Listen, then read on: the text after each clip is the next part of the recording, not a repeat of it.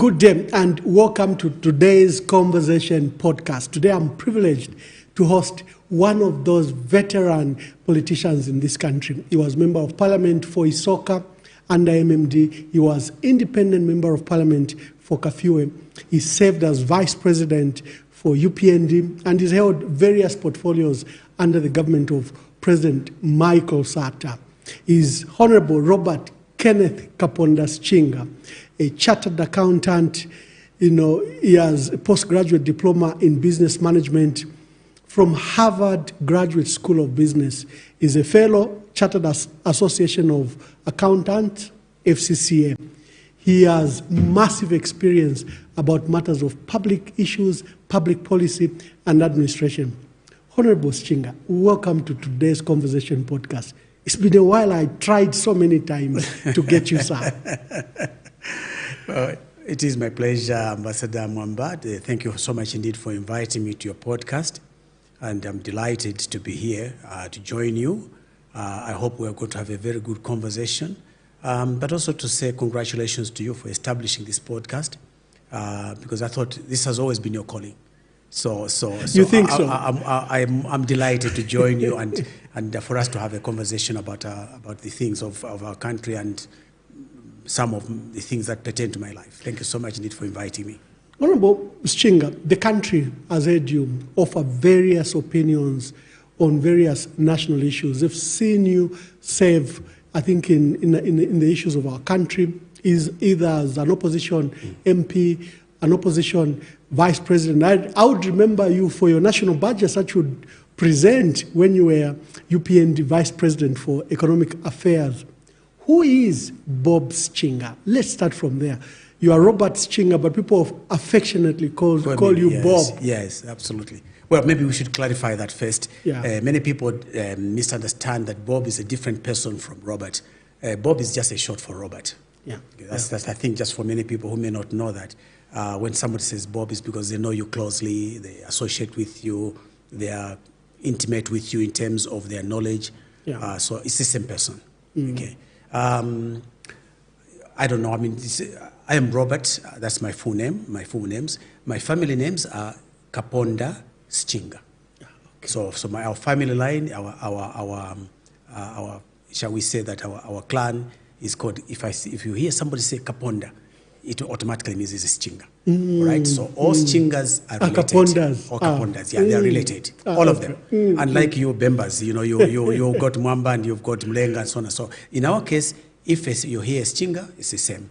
So Robert Kaponda Sichinga was born in Luapula, of all the places, at a place called Mberesh Mission. My dad was working as a clinician. My mom was working as a nurse. They had just been trained at Livingstonia in the then Nyasaland, because it was to be one country. It was the northeastern Rhodesia. So that was one of the big missionaries for the Scots missionaries. So that's where they were trained. My dad basically was brought up in that environment in Mafinga now, but at that time it was called Isoka, and my constituency in which I served is called Isoka East. But let's say that I come from Chief Muyombe, and the village where I was brought up is Muyombe, but I was born in Luapula, in Beresh Mission at Kabalenge, and my originating chief is Mwata Kazembe. Okay. So I am a son of the palace, if you want to call it that, because my father was honored, and so we are treated as children of the palace. Okay. So that's how it goes. So I grew up at Muyombe. My dad died when I was 8 years old. So I knew my dad. I remember him very well. Very stern person, very strong person, very hardworking individual.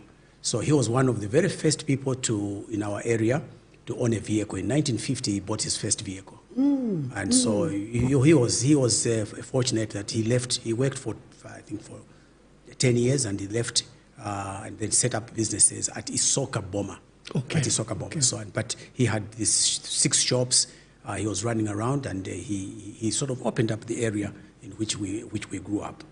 But maybe early, I went to primary school at Muyombe. I went up to standard 6, and then came the politics. In 1962, there was the Cha-Cha-Cha.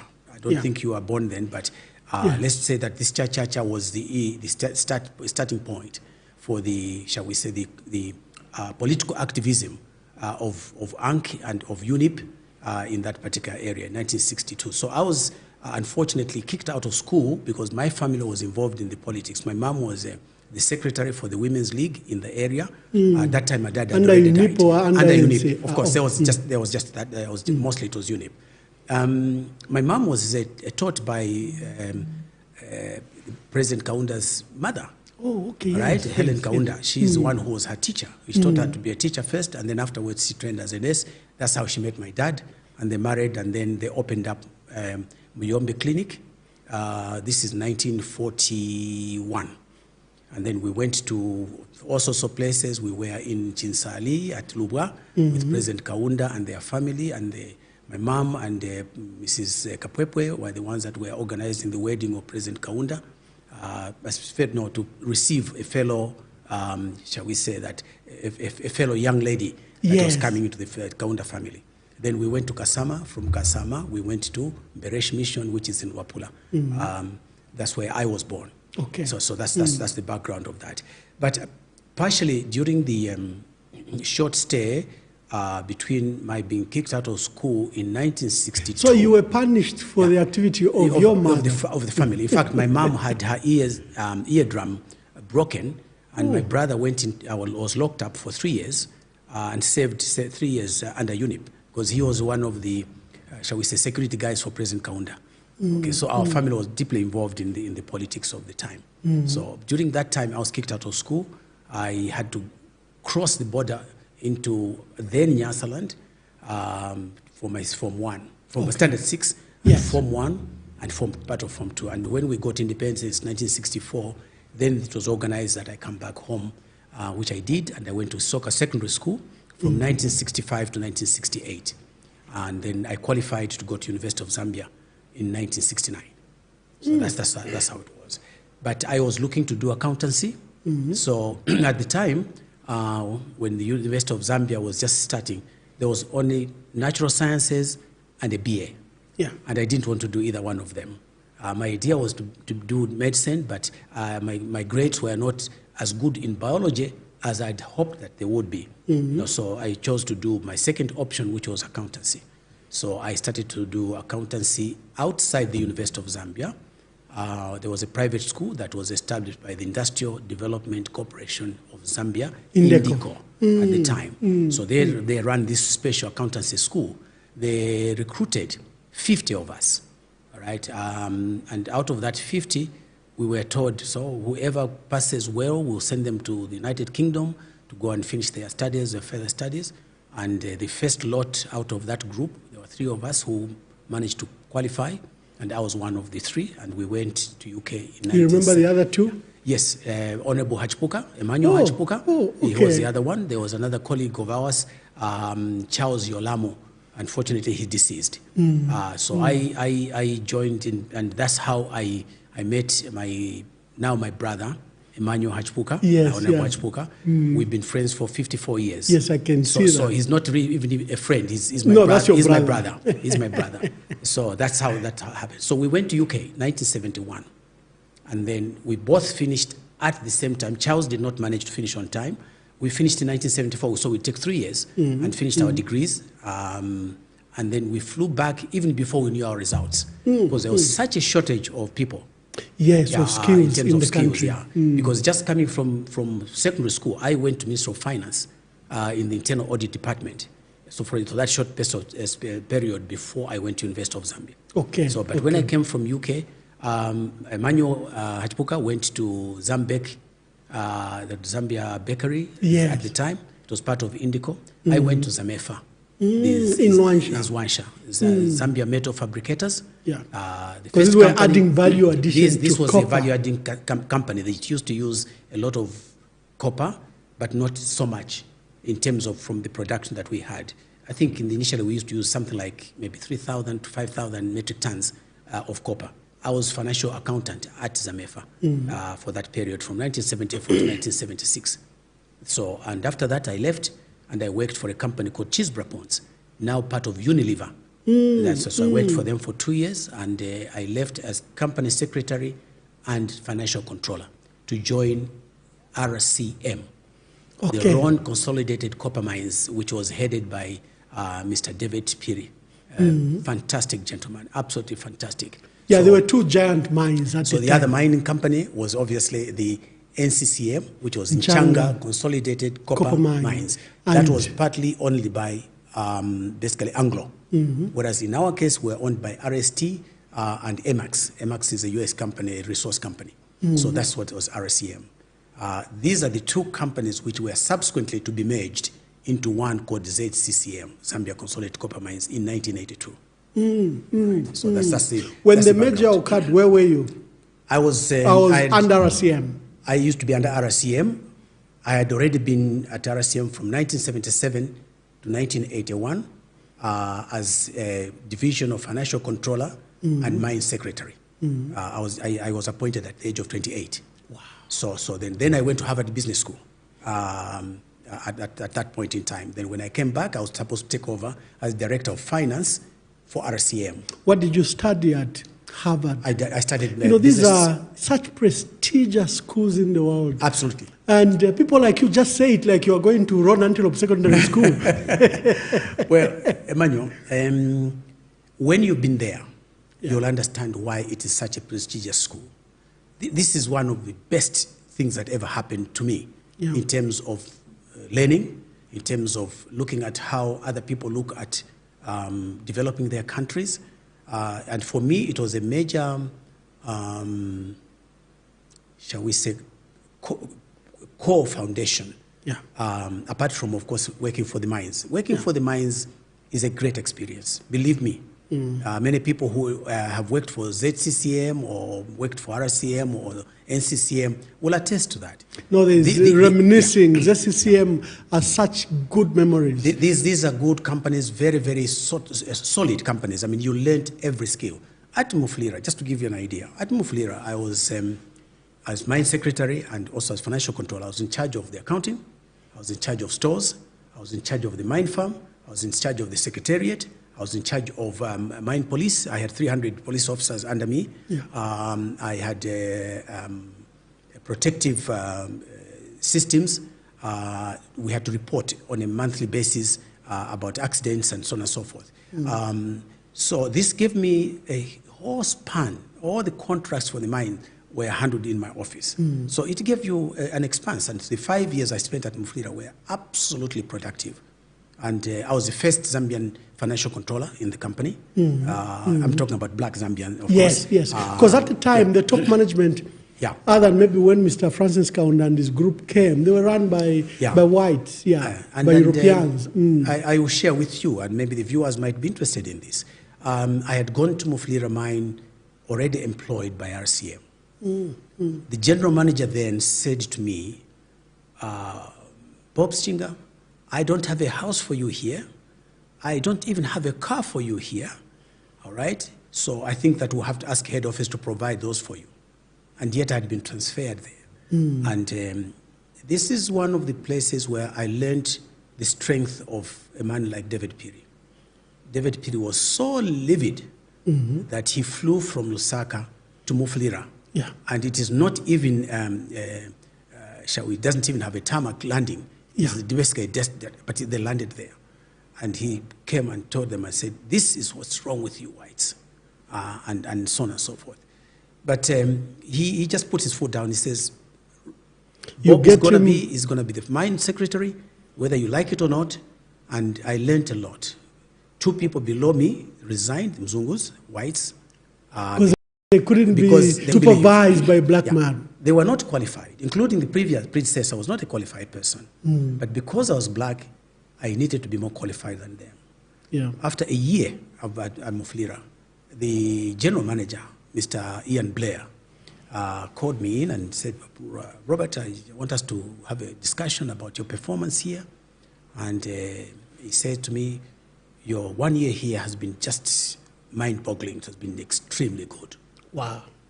So after he said what he said and said, grading is this, that, and the next, I said to him, Mr. Blair, can I ask you a question? He says, yes.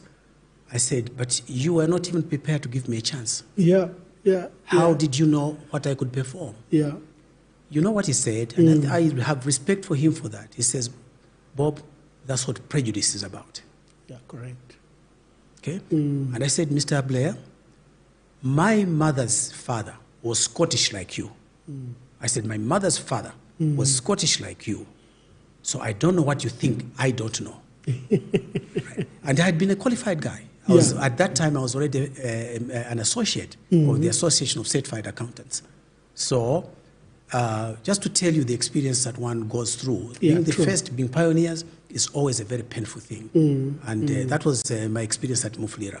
Harvard was an eye-opener to the world, right, in terms of how people feel, how people work, how these corporates, because to get into Harvard took a lot of effort, Emmanuel. It took a lot of effort, I can tell you that.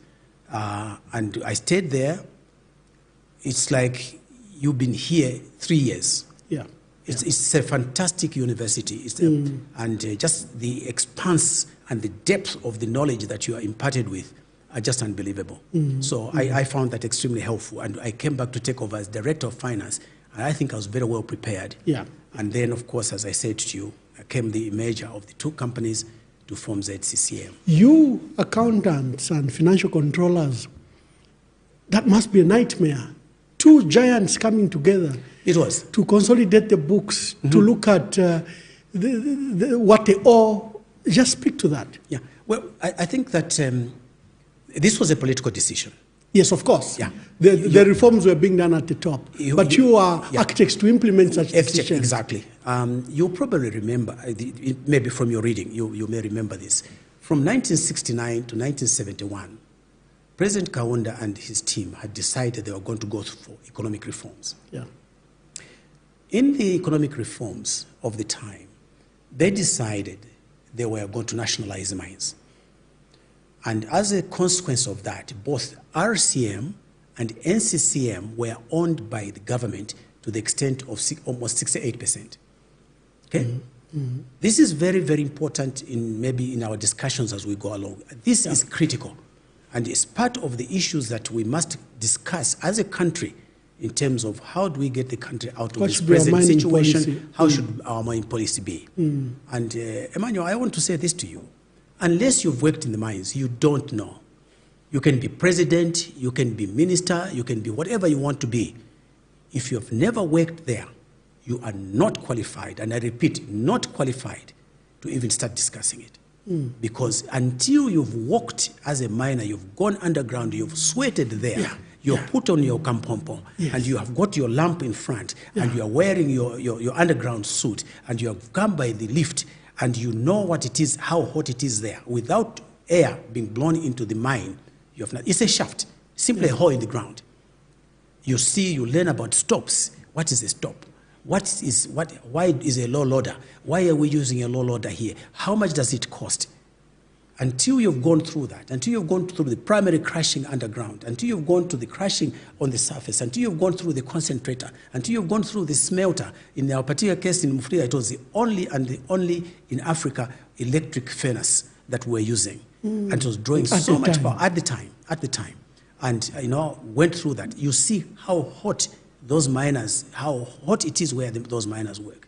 Until you've gone to the refinery or the tank house where the copper is now finally refined to 99.96%, you don't know anything about the mines. You don't know what brings stability to the economy of the country. Yeah. You have no idea. The policies of President Kaunda, I think, were segmented in three spaces. First, he dealt with the mining policy, I think the Mulungushi reforms. Yes. There were the material reforms. Yes. I can't remember the third form of reforms. Of course, it was the industrialization, which was partly done through the Industrial Development Corporation. Okay. Yeah, this owning the shareholding in these various companies, Dunlop and many others like that, where there was shareholding. And other than shifting the ownership of these industries where we're buying shareholding, some were creating afresh. There was also a Zambianization policy. There was a Zambianization policy. Where we needed young, qualified Zambians now to begin to take over these institutions. We were the pioneers of that, if you want. The experiments of the new companies, that were now going to train the Zambians, and we were the products of that. Okay, we were the products. Remember, I said 50 were recruited by Indico. Not everybody made it, but quite a lot of them made it. People like Faustin Kawe, people like White Kumwenda, others younger generation people that you may wish to know, who actually came to the mines. They include Mwila Lumbwe, they include Chileshe Kapwepwe, they include Norman Bazima. These are the guys that came after us. Yes. Okay, that they came to join the mines. So this Zambianization, yes, was a very critical aspect.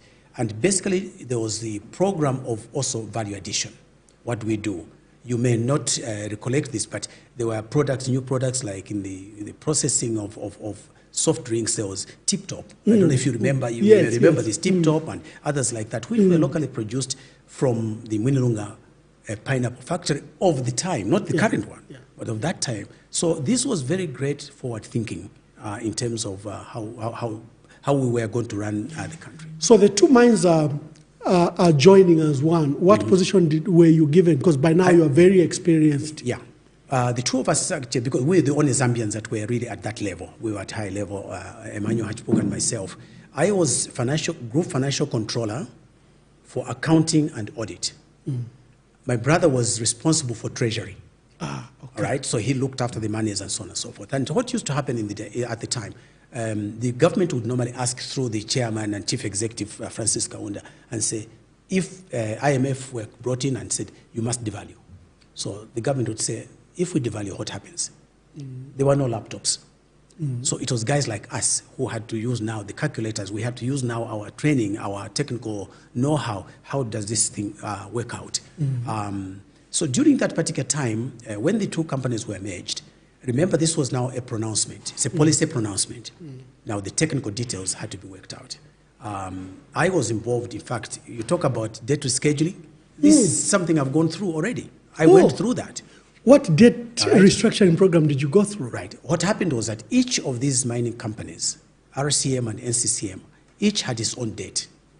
Okay? Some of it was from the same lenders. Okay. Some of it was from their customers. Parent companies. And some there's the shareholding. So these had to be merged. They had to be brought together. And the question was, how do you do it? How do you make sure that they are all at the same level? They are all compatible. They can be paid at the same time. So this was the job we were doing. We had this was high tech, if you want. We had to do this without computers that we have now. There was no spreadsheets. There was no word processing, and there was nothing. We had to do that manually. We had to do that. So this is the time when, for example, we had to fly to the United States.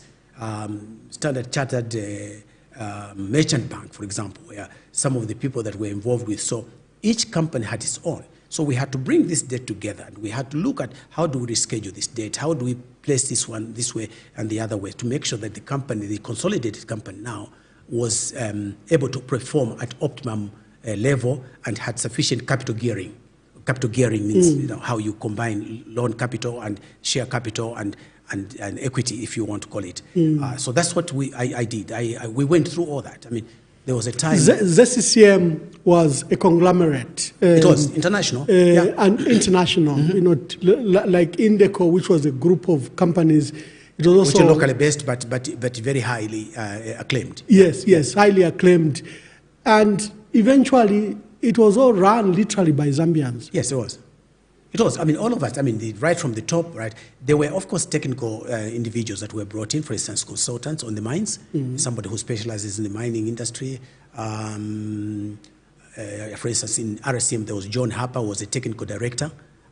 Then surprise, the late Honorable Alfeo Hambai was our commercial director in RCM. Oh, the former Minister of Commerce. The former Minister of Commerce and the former Minister of Education. Yes. He was our commercial director. Then there was a Mr. Mlenga, who was the company secretary. Of course, David Piro was our managing director.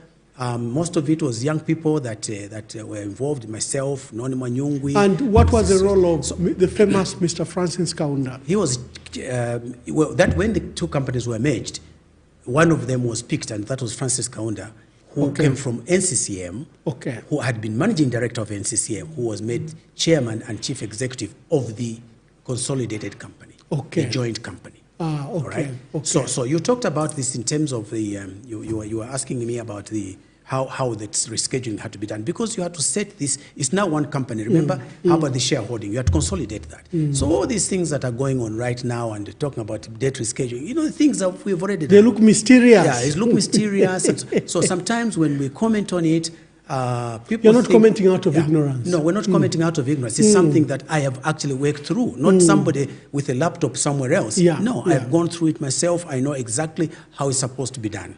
All right, and I've worked below that. How is that? I mean, remember, ZCCM, Emmanuel, was not a small company. It had 56,000 employees.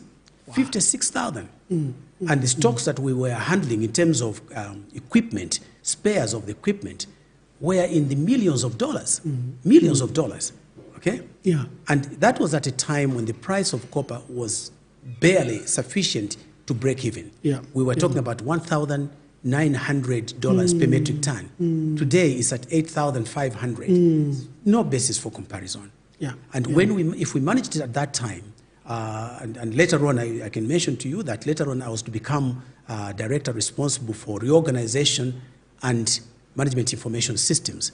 And I can tell you... Yeah, you're one of those few people that began to interact with computers and brought computers in the country. I was in charge of the ICT department at ZCCM from 1983. Wow. Right after I'd just come back from Harvard. Okay, so we had to computerize, and basically my idea was let's computerize both on the technical side, like grading of the ores, for example, communication with it, dump trucks. The dump trucks, in the open pit at Nchanga, they were being controlled, and the open pit you have to design it. Which particular areas are you going to mine, and which ones are you going to exploit, for example, which ore body are you going to extract? So those trucks, you would load them there, 50 tons or whatever the quantity was at particular time. So coming up, they had to use electricity as well as engines.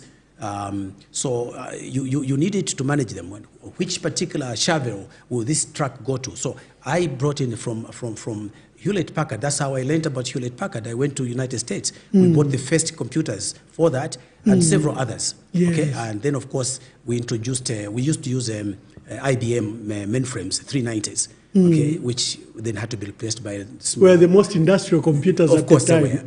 They were. We had to buy a new computer called Hitachi. Then of course we introduced the desktops, which now are almost redundant now. And then, of course, later on, we started introducing how do we do the systems? How do we design the systems? How do you pay these 56,000 employees on a timely basis? How do you handle this? And then, because of the price of copper on the international market, we had to cut costs. I was in charge of that. It was my job it was called not cost cutting, it was called performance improvement. All right, so that's that was my last job, to look after that and also to consolidate the gains that we had had. And then you went to private sector. But on the mines, yes, the talk now, especially by young people, and even the current political leadership, they think that Zambians can't run mines. And when we hear, people like you speak so competently about the mines, I don't understand what has gone wrong. How first we lost the skills. I think it's due, to the later privatization programs or what we did with the mines. I think when we begin to discuss the presidents, you might give us highlights. Okay. But can Zambians run mines? I've been asked that question so many. Sometimes when we are conversing now, and I hope when this podcast is being shared, many people will say Zambians can't run the mines, but they have always been run by the mines, by the Zambians. The mines have been run by Zambians. Wow. Okay, we had a few expatriates. By comparison, a small number. Yes, there are specific areas where you may find a person has had experience elsewhere. Just give you an idea. When I went to Harvard, one of the guys that was my classmate was a guy from Codeco. Right? He was a director. He was a technical director at because Peru, Chile, and Zambia were the major producers of copper in the world. Absolutely. And Codeco came here to buy out ZCCM. Shocking, right? So just to give you the particular idea, the issues of management, whether you are talking about Mutondo House in Kitwe, whether you are talking about Mpelembe House in Ndola, which was for RCM, it was being run by Zambians. There were a sprinkling of expatriate, but mostly on the technical side, on the production side. I was amongst guys who were sort of the superintendents, if you want. They are the ones that reported to the general manager. Yeah. When the lineup was in our management meetings, for example, I was in that particular group. Apart from human resource and manager administration, I was on a technical Zambian, if you want to call it that. Okay? But the Zambians were running the mines.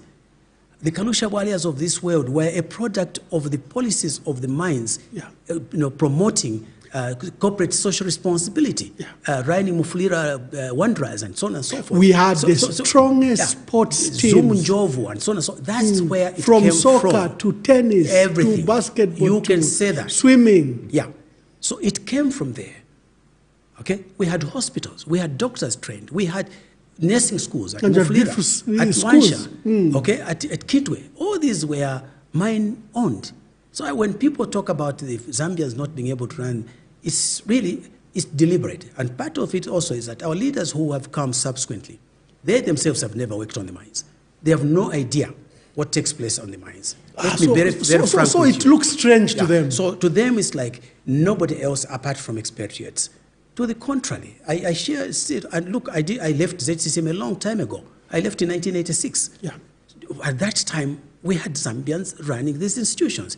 The guys that were running computers, for example, were young people, Chris Yumbe and Jeff Handia and Henry, what's his other name? But these were guys that were doing the software development. They were doing coding. They were using, obviously at that time there was normally COBOL and other languages like that. Obviously this changed with time, with Windows and so on and so forth. But what I'm saying is these guys were writing code. Writing code, I'm not talking about running the computers to make sure that, yes, it was not real-time online, but we were running. It was batching systems and so on and so forth. I went with these guys, fantastic guys, really knowledgeable. I mean, take guys like Jeff Handia, really smart guys, okay? So the Zambians were running the mines. Not only that, on the technical side, let me share this with you.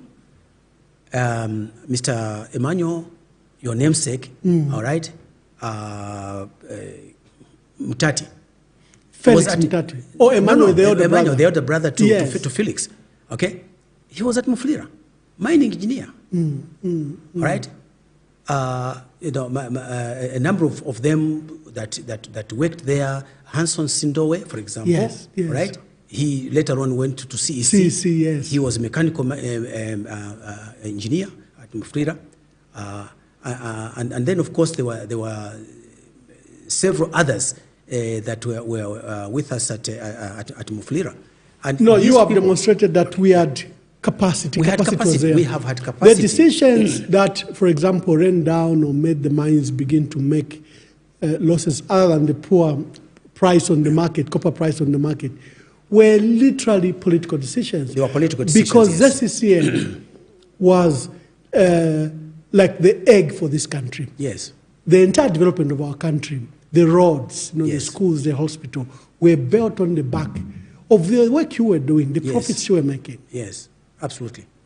You see, we will come to this, I hope, when we discuss the economy. You see, the issue of saying Zambians can't run the mines, therefore, we must ask other people to come and run it for us, was actually imposed on us by none other than the World Bank and the IMF. Why? Because they are the instruments of the West. The West wanted to have access to the mines. Yeah. Okay? Why? Zambia has one of the biggest ore bodies in the world, together with Congo. We share the ore body. Yeah. Okay? In Zambia, now we are saying Solwezi. On the Congolese side, they say Kolwezi. Correct. It's the same place, same ore body. You're talking about, for example, Lubumbashi. Around Lubumbashi are mines, just like around Chingola or Mufulira, as the case might be. Okay? That ore body actually runs all the way from Wapula. Okay, it starts from there, crosses underneath the Luapula River and right into Congo, goes all the way down to Solwezi. Okay, there were outposts, for example, Kalengwa mine. Yeah. Kalengwa mine was almost everything that there was in that mine, which was an open pit. It was almost all of it was like 50, 60% copper. Wow. All right? So you mined, wherever you mined, it was copper throughout.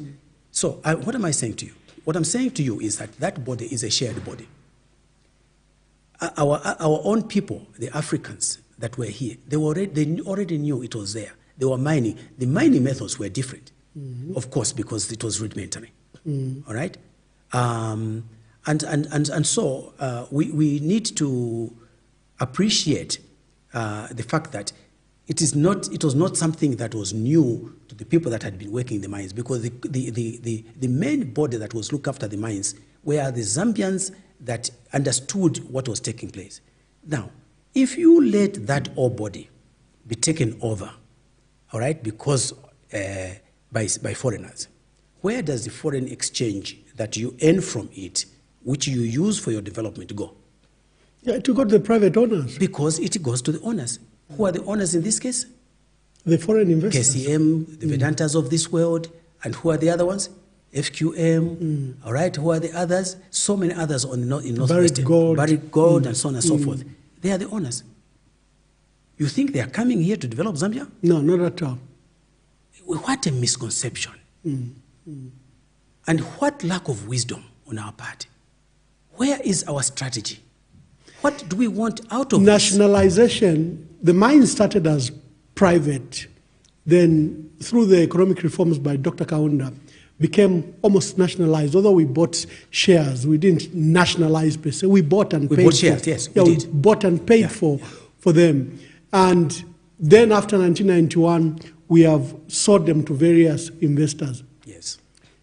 Learning in hindsight, what did Peru, what did Chile do? Chile did completely differently. Okay?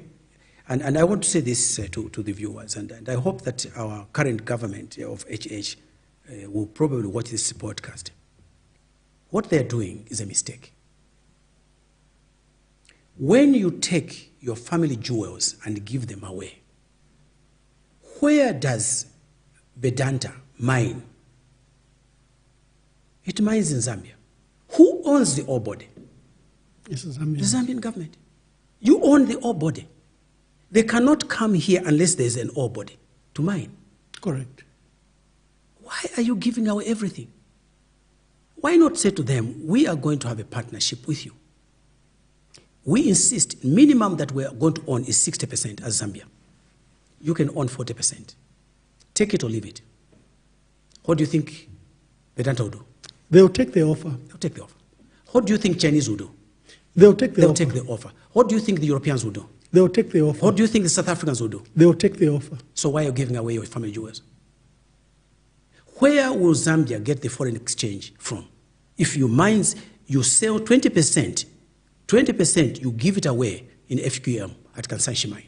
You've given it away. Yeah. Okay? So where will you get forex from? And the other large-scale mines, all right, Lumwana and Sentinel, we have no shares. You have no shares at all. And even that, the 20%, is not enough. Because in business, and that's my training, Mwamba, I've been in this business for 55 years. 55. Okay? I'm 75 now. So I can tell you what takes place there. The shareholder calls the tune. Correct. And the majority shareholder has the final say. They may pretend to listen to you. And I've been through this so many times. I was on the board of ZCCM.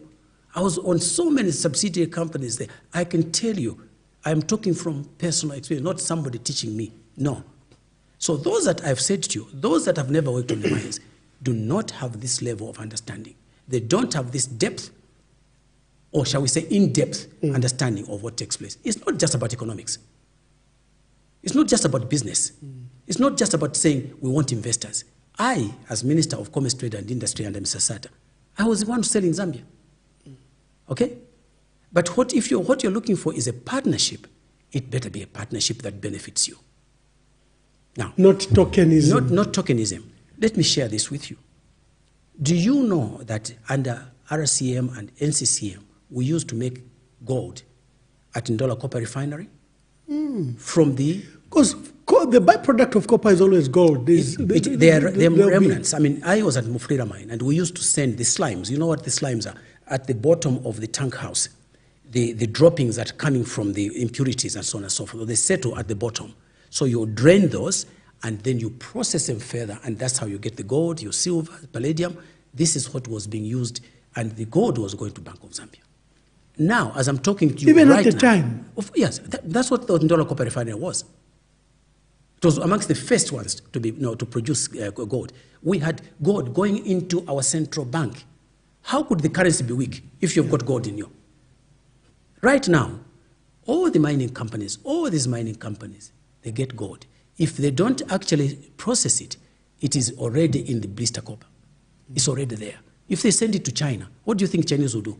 They'll smelt it down and do what? Take the gold out.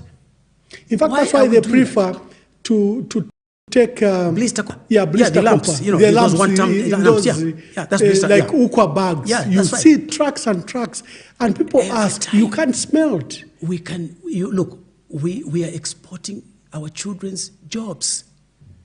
How stupid can we be? How foolish can we be that we can give away the family jewels? We had a company here called Memako, Metal Marketing Corporation, which was selling on behalf of the government. Now, you give it to the individual mines. What do you think they will do? They'll take their subsidiary companies, and the subsidiary companies will sell for you. They say it's going to Switzerland. Not a ton goes to Switzerland. Not one. Yeah, if you look at our exports, recent exports for the last 10 years, you find that our major copper export goes to Switzerland. Not a ton has ever gone there, right? You've been in diplomacy, so you know what I'm talking about. To go back to gold, right now, almost every single mining company in this country produces between 10 and 17, maybe 18, maybe 20, depending on which ore body they are extracting. The lumps of gold, right? There's those billets, right? You know how much an ounce of that is going for now? $2,000, an ounce. And then there are grams inside. Why are we poor? Because we choose to be poor. Because we make the wrong decisions. We make the wrong choices. Was the company in Mopani, Glencore, right? Where are they from? They're from Switzerland. Yeah. All right? They're metal traders from Switzerland. Do you honestly believe they will come here to come and make a loss and develop Zambia? No. Do you honestly believe that? No. You think Anglo come here to develop Zambia? No. So for my leaders, my colleagues, those at leadership, I want you to know this. It is you who are causing the poverty of this country. It is the wrong decisions that we take as Zambians, as Zambian leaders, that causes this. We can't even pay for the medicines. So where do you think it will come from? We are going back to the foreign countries, and with cup in hand, we've got a disaster. Help us. But you've got it here. It's in your ground. That's a blessing from God. Why would you do that? How unwise can you be? I'll come to that. You transition from ZCCM, you go into the private sector. Yeah. I think you're one of the few that were doing business under Dr. Kaunda in private sector. But something momentous occurs in 1990-91. There's a call for multipartyism in this country. There's a wind of change. Right. The Soviet Union is collapsing. Ceausescu has been killed in Poland. And this wind, apparently Zambia is among the first in Africa to go multipartyism. Just what was your role? I got involved in politics. I'm not a politician. Okay, I'm an accountant, right? I'm an economics student. I am a management person. While working for the mines, one of the statements that President Kaunda had said about technocrats was, "You armchair critics." I think those were his words. not yes, same, Dr. Kaunda, because you, the educated ones, who he had actually educated, now became vocal. Yeah. And then he began to say, you are just armchair critics. Yeah. We were beneficiaries of the free education. I was. And thanks to President Kaunda. And that leadership, such selfless leadership that was. However, old order changes. It yields place to new. Rest, one good customer should corrupt the world. I think our challenge was President Kaunda did not read the need for change from the very children he had trained. Yeah. Now he trained them, now they want something different from what they have seen. Maybe without sufficient experience, maybe without sufficient knowledge, maybe without understanding the philosophies of what was taking place, like he who was a president and traveling the world over. But remember also during that time, there was the bigger issue. Yeah. Big elephant was the issue of liberation of Africa. Mm-hmm.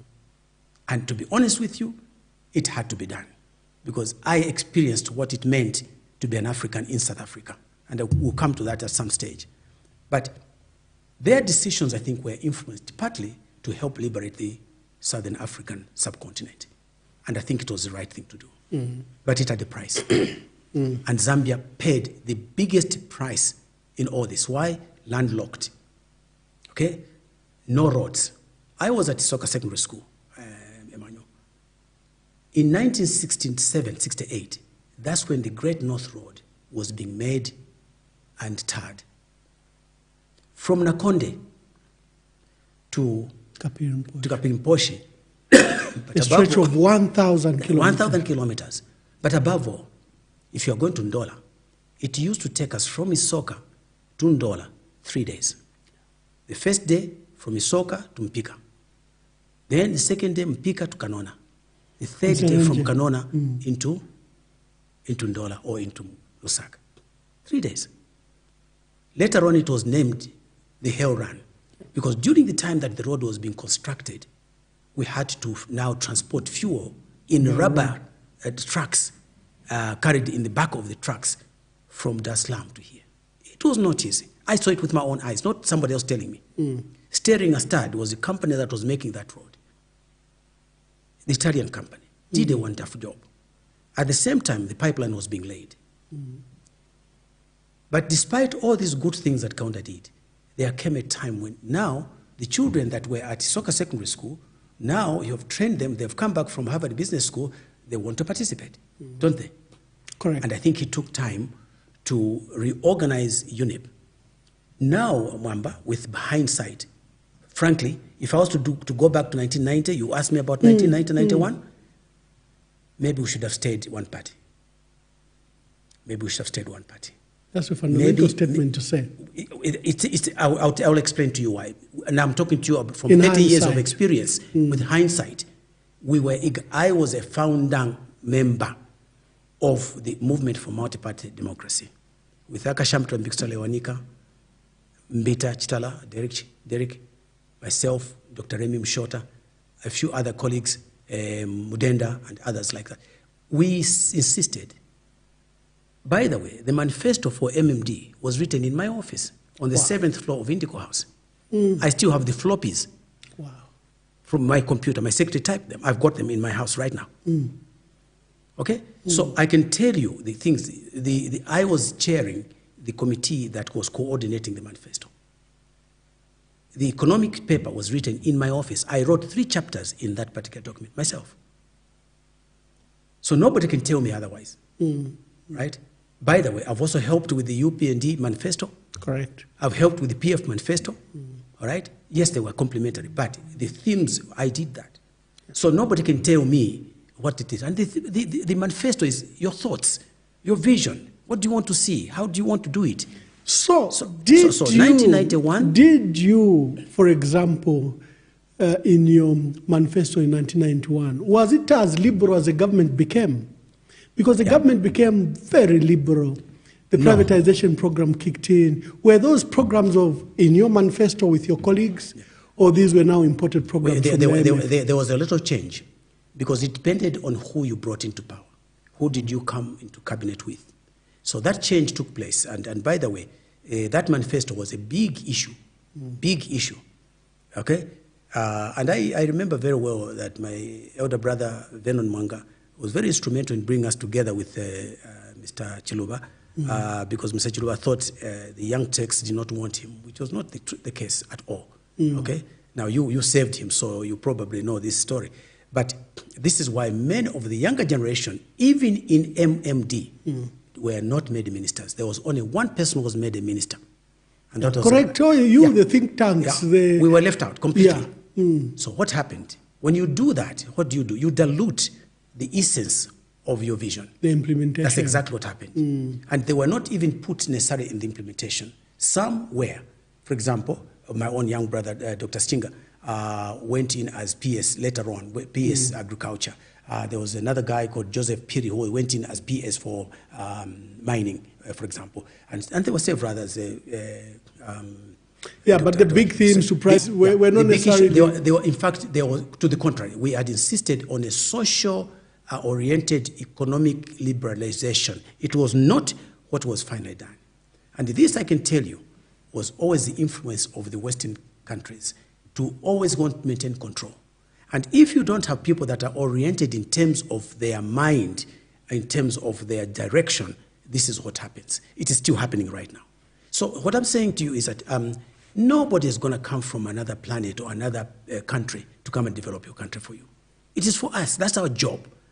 And you know, maybe as we discuss you were among those that were privileged. You became a parliamentarian, I think, for Isoka, 1991. Yeah, it was not 1991, by the way. I was not successful in 1991. Oh, you became successful in 1996? I came 1996 as an independent member. Okay. As an independent member.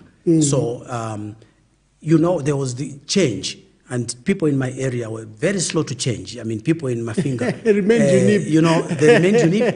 And I can tell you this: if you are to vote again today and say Kaunda is coming back, they'll probably vote the same way. Okay. But having said that, you asked me the question of 1991. Yeah. I think that President Kaunda had not changed quickly enough, and there was also betrayal within his team. Who were telling him everything is okay, but the country was ready for change. I think by 1986 we saw, first, in fact, you can trace a history of our country, that by 1980, maybe you come to speak to that, the first attempted coup by Shamwana, you see telltale signs that things are not going well. The authoritarianism is getting on. You see 1987, the food riots. That was a window of disaffection by our people. The 1990 coup and then the riots. Also, those were major disaffections. Correct. And I think he was slow to change. Yes. And the wind was coming and he thought he could hold the wind. Yes. But you were coming and you ran over him. Yes. Yes. But you quickly became a critic of the new government, of President Chiluba's government. Why? Because in the manifesto, one of the things that we, the young, so-called young Turks at the time, we were against the very evils that we saw in the UNIP government. In particular, the issues of corruption, the issues of favoritism, excuse me, and the issues of maybe things that were necessary to change in order to bring the country up to a different level. Maybe it was born out of our lack of experience and understanding how difficult it is to make changes. Because I think, in fairness, now looking at it with hindsight, when you took over a country which had very few people who were educated, even to grade 12, I'm talking about grade 12, and then you have got an enemy south of you, basically wanting to pound on you, I think the priorities change. And I think President Kaunda saw it as his duty to make sure that Namibia, that Angola, that Mozambique, that Zimbabwe, that South Africa was liberated. I think that consumed him. That consumed him completely, and I think part of that was as a result of that. But having said that, by 1990, we have achieved liberalization. But I think at the expense of our country. Exactly. And our economy is on its knees. Yes. So those telltales were because of the price we paid for the freedom of this region.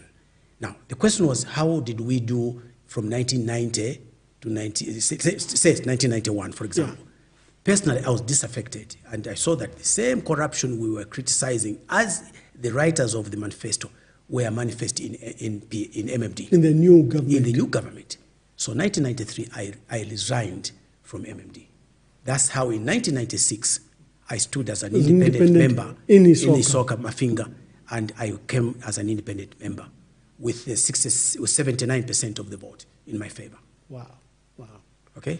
So that basically just tells you. So I came. You were a good parliamentarian. Yeah. So we had the debates. Your fluency, your force of argument was very helpful, especially that you were an independent member. Well, I had also the benefit. I had the experience of the mines. I had the experience of, shall we say, foreign education in this particular case, having stayed in the United Kingdom. But also, more than that, I came with a skill. And you may not remember this, but immediately I came to Parliament, I became chairman of public accounts. Yeah. Because of my background. All right, I already knew what it was that I was expecting. So the chairmanship of that also brought up so many other issues. For example, the Bank of Zambia annual reports were 7 years in arrears. Wow. 7 years in arrears. 7 years. Why is it important to have the annual reports by central bank? Because you need to know what the central bank is doing. How do you make decisions which are fact-based if you don't have that information? How do you do it? How do you do it, Emmanuel? You can't. So, and I came from background of ZCCM, and ZCCM was very, very, very efficient. I can tell you that. And we were the drivers of this. So that particular situation, for instance, in the public accounts, you started to see the effects of this, Zambians taking positions. And there was concern. Why is this report is building up? I was chairman for 2 years, 1996 to 1997, 1997, 1998. I was chairing that, okay? And then later on, I chaired also government assurances. I was a member of the estimates committee, the budget committee, for example, which is obviously, that's my training. So I was strong in there. I was also chairman of education, science, technology, and technical training, or vocational training. Thereafter, I also became chairman of economic affairs and labor. I also became chairperson of parliamentary reforms. We needed to reform parliament itself. It has not happened. And this is how, for example, when I was vice president of UPND in 2003, I produced that alternative budget because I knew what needed to be included in the budget. I knew what the vision should be. And I was basically giving out the vision of the UPND at the time. And this was in consonance with our ailing president at the time, President Mazoka, who I said. So let's come to that. You are an independent MP for Isoka. UPND is formed in 1998 by President Anderson Mazoka. Probably you had met him in the industry. We already knew each other. Yeah. Yes. Did you join him immediately in 1998 or you joined him later? No, I joined him later. You speak to that. He came to me because he knew we live in the same area in New Kasama. So he came to me and says, Bob, I would like you to join my party. I said, no, I'm not joining your Tonga party. Why did you call it a Tonga party? Well, because I felt that the way it was done was basically based on a tribal calling. So, and I was teasing him because he was. Of course, we were friends. So, because he was an excellent man. I mean, Mazoka is a president we never had. I'll tell you that straight away. Great guy, great engineer, by the way. So that is now, he says, Bob, it's going to remain a Tonga party for as long as people like you don't join it. And he challenged me again. He touched me in the wrong place like Kaunda did. Yeah. So I said, okay, in that case, we shall see.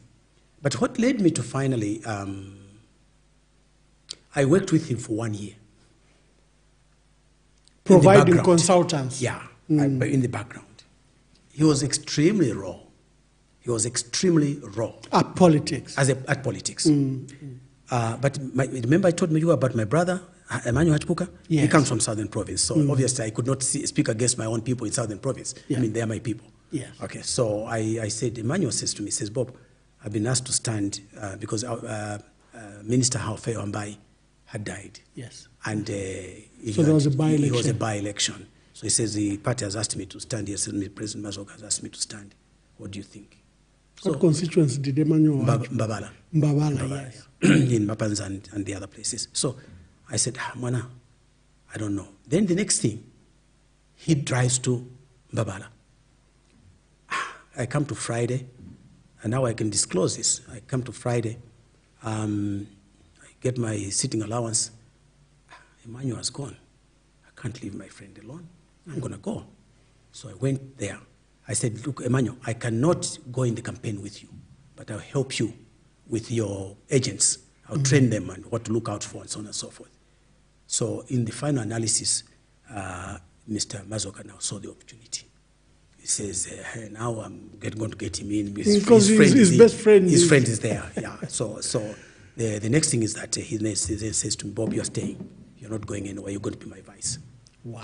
So that's how in that particular period, in 2001, I was kicked out of 2001 early part. I was kicked out of Parliament. So he was doing campaign. And Mr. Sata was the one who was saying, Bob Sichinga is a UPND member. His card number such and such, and he was telling lies. and I dare say. So anyway, that happened, and they kicked us out. And then yeah, at that stage, they assumed you had crossed the floor. Yeah, but I had not done that. But at that particular time, there was something else that happened. President, your president, Mr. Chiluba, did not call Parliament.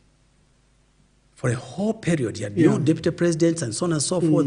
And the 22, remember, had left the government. Yes. And that shook his government. There was an impeachment motion on the table. Absolutely. So there was that particular situation. So the thing was very shaky. Fluid, anyway, so we ended up with a by-election in Mafinga, in Isoka East, on the 6th of September. Just before elections. Just before elections. Yes, I remember that. It was to punish me, okay, and so on and so forth. Anyway, came the elections. And at that time, I had, because of I did not succeed in my finger at that time because the MMD government had put 34 deputy ministers in my constituency, each with a vehicle and cash to buy out people. No, 34. It was good to kill a giant like you. Yeah, that's what they said. All right. So I lost by 13 votes. Wow. Supposedly, 13 votes. So that happened, and then Mazoka, I then said to Mazoka, I'm not standing. I'll help you, but I'm not standing. Unbeknown to me, he went to Kafue and says, I think you should look at other people. Okay. And then I'm called at midnight. People want you in Kafue. So I went to Kafue. And when I got there, they said to me, Vice President, we want you to tell us about yourself. So I thought, Vice President of the party and so on and so forth. That's what the people are looking for. So I explained myself, and this is who I am, and this is where I'm coming from. So we ended up in that particular situation. And the next thing is that one of them says, come on, don't waste his time, right? Just tell him what we want him here for. And we're sitting around a campfire outside, yeah? So they said, no, we want you to stand for us here. In Kafue. In Kafue. Did you have a history with Kafue? No, and they told me why. They said, every time you stand up in Parliament, you talk about NCZ. Yeah. And I was it was your passion. It was my passion. The NCCM, NCZ had to be revived. You had to have agriculture thriving. Okay? It was to have bearing in subsequent periods. So eventually I said, no, I cannot do that. So then I said, I need to consult first. So I came to Mr. Mazoka. I said, this. He smiled. I didn't catch it at the time. He had been behind this matter. But he let them decide. Yes.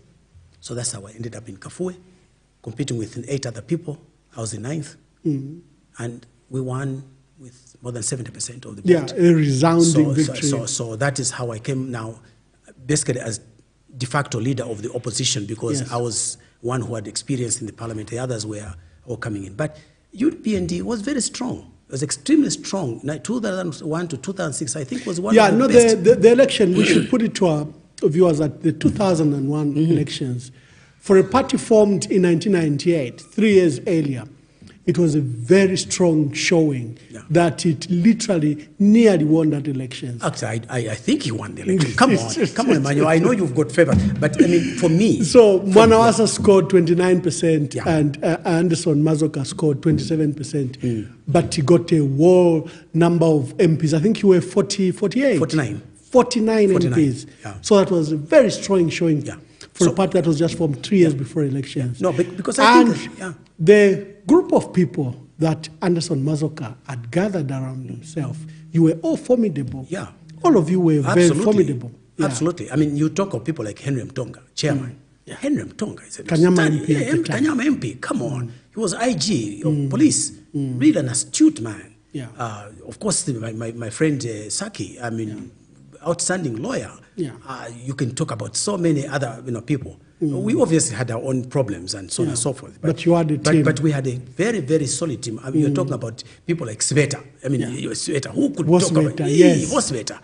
Come on, man. You know, because many of us were sort of independent-minded. We had been successful in our own ways. So this goes to the testament of Mazoka that he could get this kind of quality Zambians around himself and then, attempt to form government. What was it? What was the quality around Anderson Mazoka? Because you are saying, coming to politics, he might not have been as astute, as his, for But example, he learned quickly. Yeah, okay. He learned quickly. You know what? For me, Mazoka was like an elder brother, okay? Truly, I miss him to this day. If he was to come back today, I'll be behind him, right? Because he was a good man. Not only that, he had a charisma. They were absolutely good buddies with the senior chief in my own constituency, Kazembe, Mwata Kazembe. And wherever you met him, the first thing that that touched you was his warmth. Fantastic guy. And I mean fantastic. That's a president we never had, to be honest with you. And I'm certain that 2001 he won that election. but that's a talk for another day. Yeah. So he was a warm person. We went through training him in terms of, for instance, he would say, public speaking. Others would say, let's show him about his qualifications. I said, no, let him tell his story about his grandmother in the village. That touches Zambians. In Monze. All right? Let's talk about that. Let's talk about how he sat with his grandmother outside in the moon. Let's tell that story. So he related to the people. He was very warm. And I do miss him, really. I do. You become vice president of the party. Vice president. You are a parliamentarian. Yes. Under Kafiwe. We expected you to be leader of the opposition, but I think it was taken by your brother. No, it was not. There was no leader. It was not that we were not recognized. I was de facto in Parliament. Oh, okay. At the time, we hadn't recognized. It was not recognized by Emmanuel Mwamba, but I think it was wrong. He should have recognized it, but he didn't. And this is one of the things that we wanted to reform when I was chairing the reform committee. But maybe there's the other issue. The issue was that you didn't score the 1/3. What was the issue? I think they used some excuse. There was no legal requirement. Yes, just recognizing a bigger group in Parliament. That's what which were 49 MPs. Which was the 49 MP. But having said that, I mean, you talk about this. I think you're referring to the latter situation where there was a breakup of the party. Yeah. So I was coming to that. Yeah. As a vice president, we see you present the budget. I think as in charge of economics, you did very well as UPND vice president of the opposition. But there's a momentous occasion in 2006. Yes. I think President Mazoka is ailing. I think the matter was not handled well from us, members of the public, because the matter erupted in the media. That resulted, later we lost him. Just speak to that period, because it's momentous in your life as Vice President of UPND. Let me put it this way. I'll probably say this for the first time on public media. When President Mazoka was poisoned, and hospitalized. You're using a very strong term, he was poisoned. There's no debate on the matter. I have evidence, but it's not for this media. I went to Johannesburg twice. The first time, he was basically in a coma. All right? He was in a coma. That caused me to go the second time. And this time, he was able to open his eyes. we managed to walk out and we sat outside and we chatted, I felt more confident that he would recover. But he had become weakened by that. And the elections were coming in 2006. And in 2003, I published the alternative budget. The first alternative budget. The first alternative, and the only, by the way. And we were supposed to be rotating with my colleague, Sakuya Squatter, who was in charge of administration. I said, let me concentrate on the economics, you handle the party. Okay, that's how it was. So I did not sort of like exchange with him. I concentrated on the economics because I felt that that was a big thing for us. And when President Mazoka came back, he was kept on going for reviews. And he asked me at some of the meetings we were having subsequently, including the Mapatizia one. He said to me, he says, Bob, I want you to talk to the various issues because my legs can't handle me for long. So he would give me that opportunity.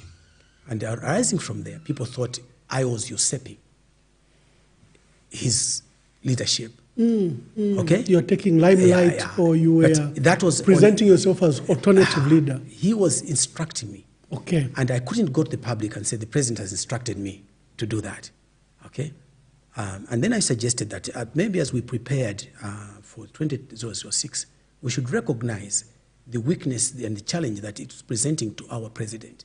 My view was that he should have moved now to have to chairmanship until he recovered, because we were not giving him space even to recuperate. There was none. You threw him straight into campaigns. And in the campaigns, Emmanuel, I could feel pain for him, right? He was not this man I knew before.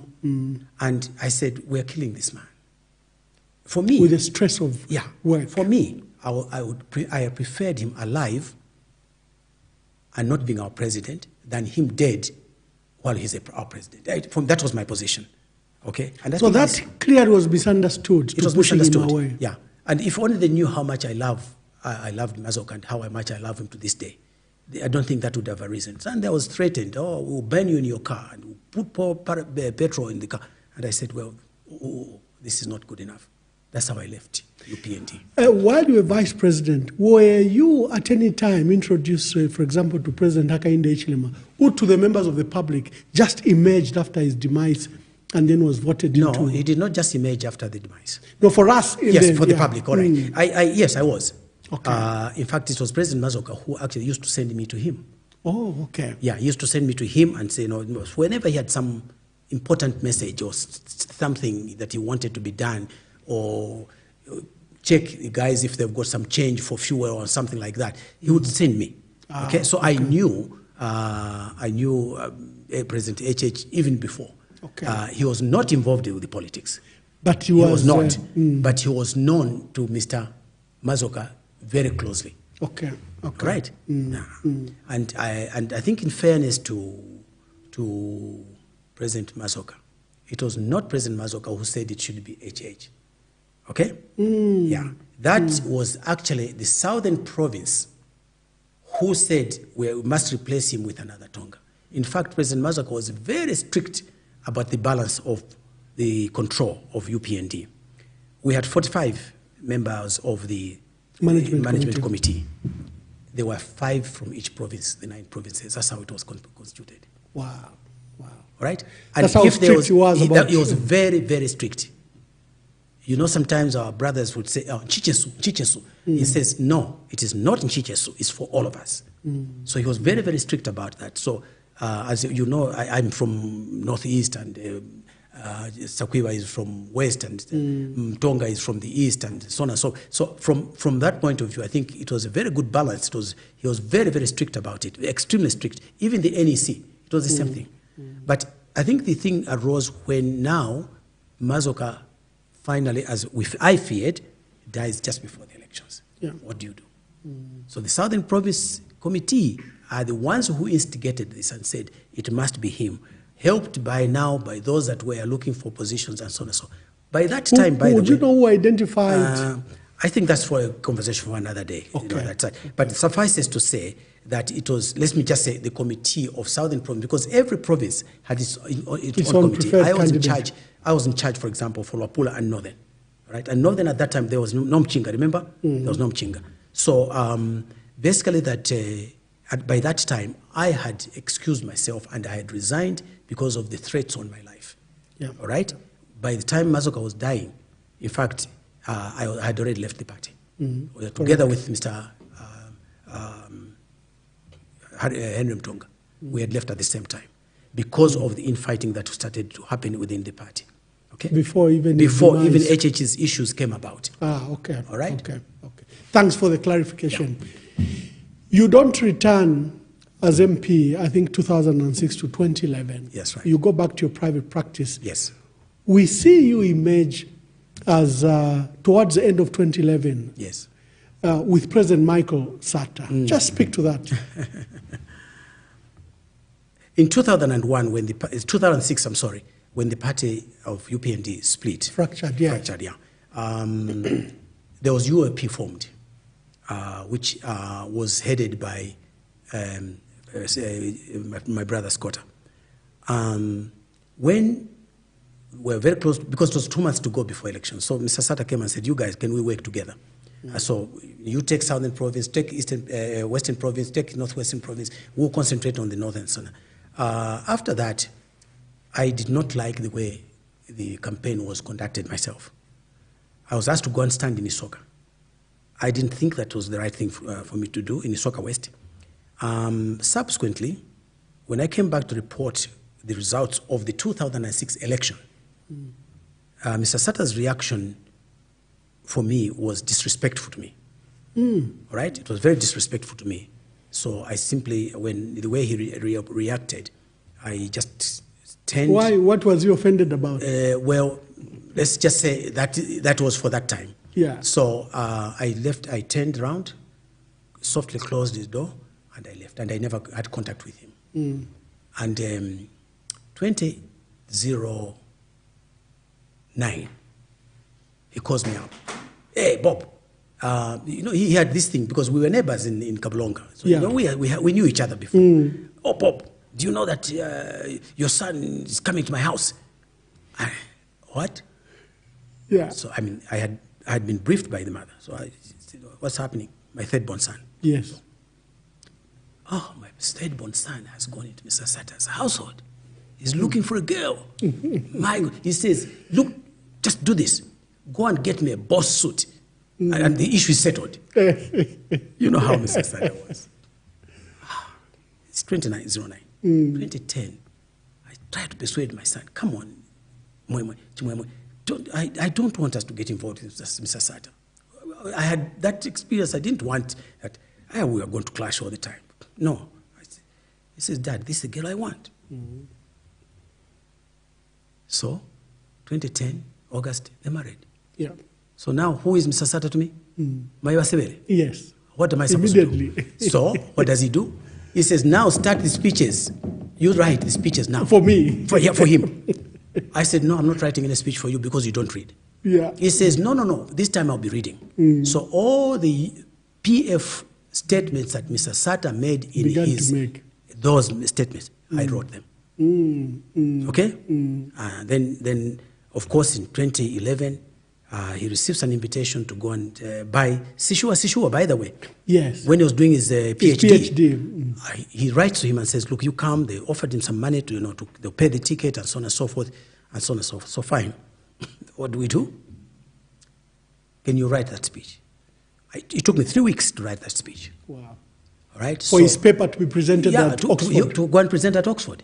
So I said to him, well, look, make use of this as your platform to the international community. Let's get this sorted out. The manifesto will be like this, like this, like this. Your legacy should be infrastructure. Wow. Until you do the economic infrastructure, you'll have no economy. Fortunately, he allowed me a lot of latitude. A lot of room, yes. Yeah. The only speech I never wrote was the one for Western Province, but all the other provinces, I wrote the speech. And when time came, I think this I don't know for a fact. I think he asked somebody because he says, I want to go with Sichinga to Oxford. It was myself and Dr. Mutukwa. Yeah. All right. Mebelo Mutukwa, yes. Mutukwa, because he was going to marry the son off. So this one person said, I think that he needs somebody with more political acumen. So that's how I was offered a ticket, and we traveled to Oxford. We had 3 days. I then finalized, I polished up that document. We were with George. George Chela. George Chela. I said, George, this speech, you will print it the way it is. No changes to it. So then we sat down. I went to Mr. Sata. I sat with him. I said, this is the idea. This is what we're trying to say. This is what you should say.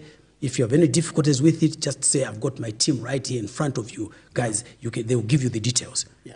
So we finally went to Oxford. I said, but you had to write the speech.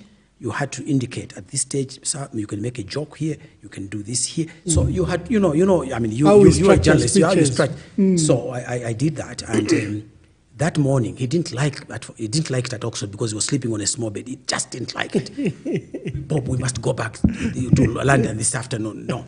So anyway, I said, this is your final copy. I went to him at 12. Final version. If you want to change anything, change it now. If you're uncomfortable with it, you tell me now, so that we can make adjustments. And you persuaded him to the discipline to read the speech. I said, I put notes, pause, do this. And that's what I did with that speech. So finally, he did a very good job. Yes, he did. He did a very good job. He spoke to it, he joked about it, and we were sitting right in front of him. I was worried about him digressing too much. So finally, I said to George, I said, George, as he gives his speech, send it to the post. Back home. Okay? That's how that was done. I hope I'm not disclosing secrets, but no. Yeah, this is a conversation, and we give insights to our people. All right. Just what happens in this statecraft. So he was very happy, and the London group was very, very supportive. So I was his economics guy. I was his advisor on economics. In fact, in that election, Rupiah Banda is a very strong candidate. The economy has done some recovery. Yes. Debt has been written off.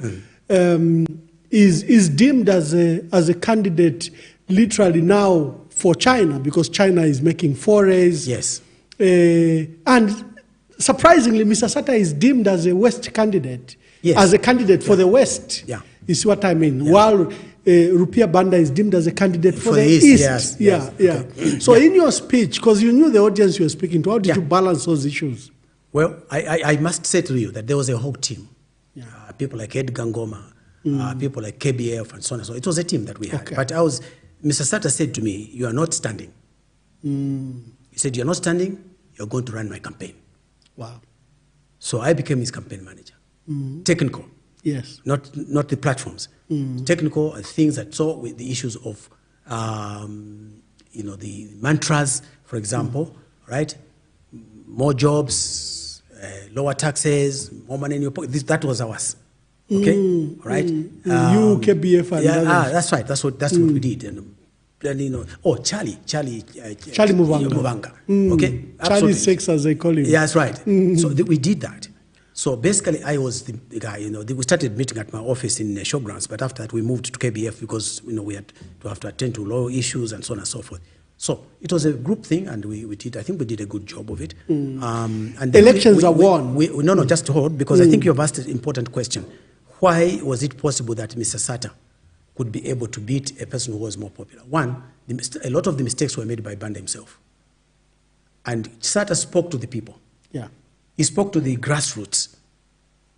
Banda did not. Banda was offering money. Okay?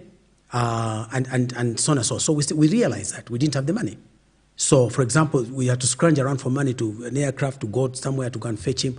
We didn't have, for instance, my friend Panji Kaponda and myself, we got stuck in Chadiza, in Chama, for example, no fuel.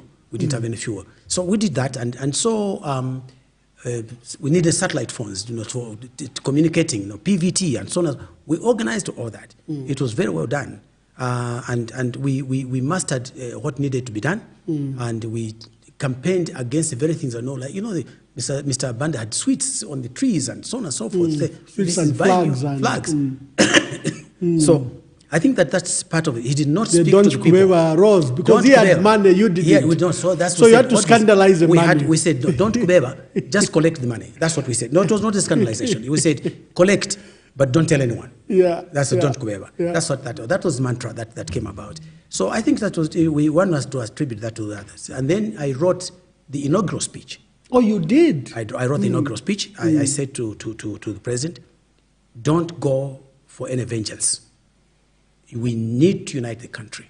We need to do that. And I had tremendous difficulty just getting the speech to him on the podium because it was like this. It was so disorganized. Yes, I remember he had moved it from the National Assembly to Supreme Court. To Supreme Court, and the grounds were not properly prepared. And the masses, it was chaotic. Just chaotic. And just to get... I personally felt that we didn't do a good job there, especially for the civil service. Yeah. If they had secured, because those are historical pictures. And anyway, let's come to this. No, but I want to tell you something about that. Yeah. The incoming First Lady lost her heart trying to get this speech from me to her because I couldn't reach the president before the exchange of the instruments of power. Okay. So I basically said, look, get this to the president at all costs. Because he's going to read it after that He has to read it, process. Exactly. So I just thought I should. She lost her heart, and did she find it? No, I'm told she never found it. I'm sure somebody must have taken it. I hope she comes here and tells us about that. I'm sure she will. Yes, one day. I hope that does not answer the question that you're raising. Yes, it does. No, the civil service didn't do a good job. No, it wasn't. It was very, very bad. I know they had prepared, like I said, National Assembly for the inauguration, but the president chaired. Insisted. He insisted. No, I was involved in the organization. So the arrangements now were ad hoc and they had to be shifted to the Supreme Court grounds. He becomes president, he elects his new cabinet, and you're privileged to be Minister of Commerce and Industry. Tell us what you did as Minister of Commerce before you were moved to agriculture. Well, you see, for me, commerce was easy. All right, I had experience. Working for the mines, and I had been on a lot of boards of the mines. For example, I was on the board of Mines Air Services, I was on the board of Nchanga Mines, Mines, agriculture, Changa Mines, Changa Farms, I beg your pardon, Changa Farms. And I sat on a lot of the boards of ZCCM. And that really prepared, because I already knew what was happening in the industry and I knew what was taking place. And also, remember, I had been running my own businesses while I was at Parliament. So that gave me the opportunity to understand some of the difficulties that were being experienced in the industry and what needed to be done. So as a result of that, the first thing I needed to do was to look at where is the strategy. I found no strategy. There was no strategy. So we had to prepare a strategy. We had to look at what was needed. In particular, I wanted to have a policy on manufacturing and value added. To me, that was critical. Okay? That was absolutely critical. Why was it critical? Because you needed to regain what you had lost in the value addition under Kaunda. We'd lost it. So you needed to regain that. And for me, when we take our copper and convert it into finished copper products, we get 8 to 11 times more value than if we send it as blister copper cathodes, or copper bars. In other words, the very things that we talked about earlier. So my drive was that, okay, let's make sure that we can be able to take what we're producing. Now at that time, we were climbing up to 880,000 metric tons. We were at around 700, something like that. So my idea was, let me take that copper. So I invited the mining companies to come and sit with us. We went to Livingstone and agreed that we were going to start now doing value addition. So in the country. So my strategy, I developed the strategy that what we do is now to have copper cities. And there was proposed 3 copper cities. One at Kabwe, another one at Kapiri, the third one at Skyways in Ndola. When you say copper cities, what do you mean? These copper cities were to take our raw copper and use the existing infrastructure to now produce the copper products as a starting point. These would be like clusters, if you want, industrial clusters. They are called industrial clusters, or special economic zones, if you want to use that other term. In other words, what you're saying is that we are going to use this now as a place where we are going to create the value chains, all right, the value lines, so that everybody knows that why at Kabwe already had the infrastructure, which was moribund. It was no longer being used for the zinc and lead mines. We needed to make sure that the infrastructure was used. It already had telecommunications. They already see the living quarters that were already there. The road passes through there. The rail line is so it was already had an advantage. You didn't have to create a new city. You just needed to expand it and create these special zones for processing copper, so that we could send finished commodities. It was going to create jobs, and that's how now we created the industrialization and job creation strategy that came from in the last, and that was a good strategy. In the last 20 years, we had lost the industrial base that we had with the mines. Absolutely. The new owners just exported their procurement, either in Australia, South Africa, or Canada. They're no longer bothered to buy locally. Yeah, sure. And the industries on the copper belt suffered tremendously. And lost jobs. That is what this strategy was supposed to correct. The value addition was going to create those opportunities. Even today, as I'm talking to HH and his team, this is what they need to do. Not to give away what they already have. Is to say, you want to partner with us. Right now, we're talking about electric cars. What goes into an electric car? Just battery. It's a battery. Where is it going to come from? From copper, cobalt, manganese, lithium. Yeah, lithium. All right? How about that? So if you have those, you already have the components. So what do? You invite those that can make these products. For example, the biggest producer of electric car batteries is in China. No dispute. It's not even the United States. So how can you not be going to them and talking to them? That's why, if you remember, I had insisted on President HH, go to China, go and talk to the Chinese.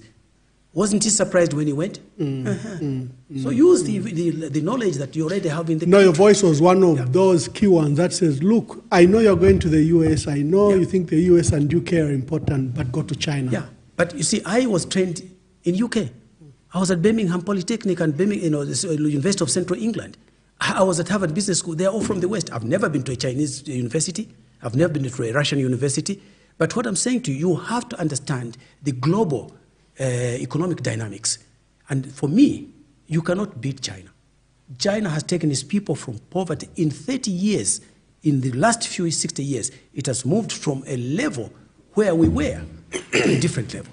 So for me, as I'm talking to you, not just HH's government, but subsequent governments that will even follow after this need to take this recipe. It is critical to our people. We must create our own. We must create skills for our young people. We must make sure that... What has China done different from what we've done and what Africa has done? Remember they changed about the education system? Education system.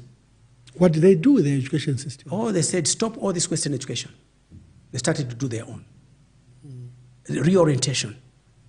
Because look at this way. Emmanuel, you are probably too young to remember this. In my day, I was a young farmer at the age of 8. 8. Yeah. I knew how to grow carrots. I knew how to grow vegetables. We had school farms. We had animals. We grew our own maize. Right? Can your child, who is at 8, can he do that? No, even at 20. Yeah. So what do? You have to teach them technical skills, the things that will cause them to live, to have life. If we're going to make Zambia this basket of Southern Africa or Africa, we have to have people who know agriculture. In fact, you are moved to agriculture. You are doing so well at commerce, and the country was surprised that you were moved to agriculture. But you did well. You began to speak good things at agriculture. Yeah. No, because look, I had that... although I complained to President Sata, I did not want to move. I said, no, I don't want to move, sir, because all that will happen is that this strategy that I've just developed will collapse, and it did. It never happened. Why? Because it's not the other person's dream. It is my dream. So when I went to agriculture, the first thing I saw was what was going on with the FISIP. FISIP is a fantastic program, fantastic if it's run properly. if it's run properly. Okay. It is not. Yeah. It is not. I tried to change it. I was there for only 1 year. It is difficult to change things in 1 year. So when I went there, my main issue was we had 900,000 people on FISIP. Okay? The first strategy was to get to 1 million. The question was, how do we save the money? I found there was debt to the farmers, there was debt to the seed suppliers, there was debt to the transporters. So it meant that the season that was coming, 2013 to 2014, was not going to happen unless we changed that. So one of the things that I did was that I rehabilitated NCZ. Yeah. Remember I told you about NCZ? Your love for NCZ. My love for NCZ. And that plant comes from about 3 countries, Germany, Japan, and I think it's Finland, because I think it came from Outokumpu. And Outokumpu, you know Outokumpu, those that Mansa batteries also. Yeah, because Outokumpu is a Finnish company. They are very, very good there in this particular, equipment manufacture. So I wanted, it's very similar to that. Now, having worked on the mines, that plant is like a concentrator. So when I saw what was happening, we did a critical path. All right, we went through a critical path. You know what? No, explain. All right, a critical path is where you look at how the production processes are done in a plant. You actually walk through it. Where is the impediment? What is causing the problem? What is causing the failures? So I did that. So I became basically chief executive officer of NCZ. I would go at night. Because you really wanted that to work. I wanted it to work. Right? I ordered the people of Kafue this, and I said, I'm going to make sure that this happens. So I would drive myself to Kafue in the night without my government driver. And we sat with those guys, and they said, can you do, I said, could we rehabilitate it on our own? Because the suppliers said it was too old, and they could not help. They could come only 3 months later, and it would be too late for the technology was old. Yeah. So we managed to revamp it and rehabilitate it. So I said, okay, you produce Beso. Focus on Beso. I'm going to give you the order for Beso because you are a local company. You're going to employ people from Kafue. Then I asked, because as minister I cannot procure. So I asked the PS at the time and the Secretary to Treasury. I said, you go to Saudi Arabia. Go and get top dressing or urea. So they went and managed to get urea finally, after a lot of negotiation, at an incredible price. We were paying $1,079 per metric ton. $1,079 per metric ton. I told them, when you go, no price above 400. Wow. Okay? No price above 400. And then when they called back and says, oh, this is what we've got. We've now got 50,000 metric tons. I said, at what price? Oh, that's what we're going to discuss. I said, you're not having a price over 400. The first one, they said, oh, they've offered it to us at 425. I said, no, you tell them it's government to government. We are not going to buy at 425. We're not. Wow. Finally, they went back and said, to cut a long story short, they managed to get that fertilizer.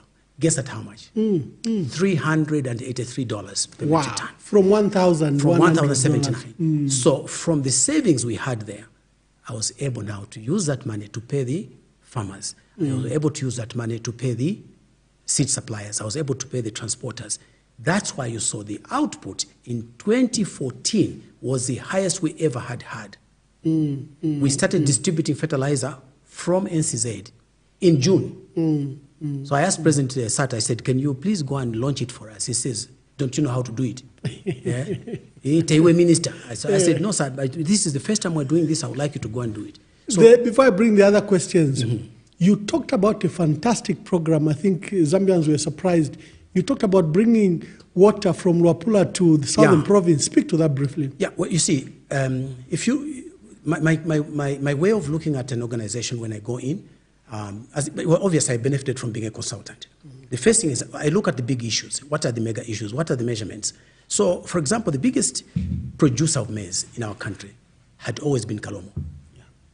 They were the biggest producers. But southern province was experiencing drought. What do you do?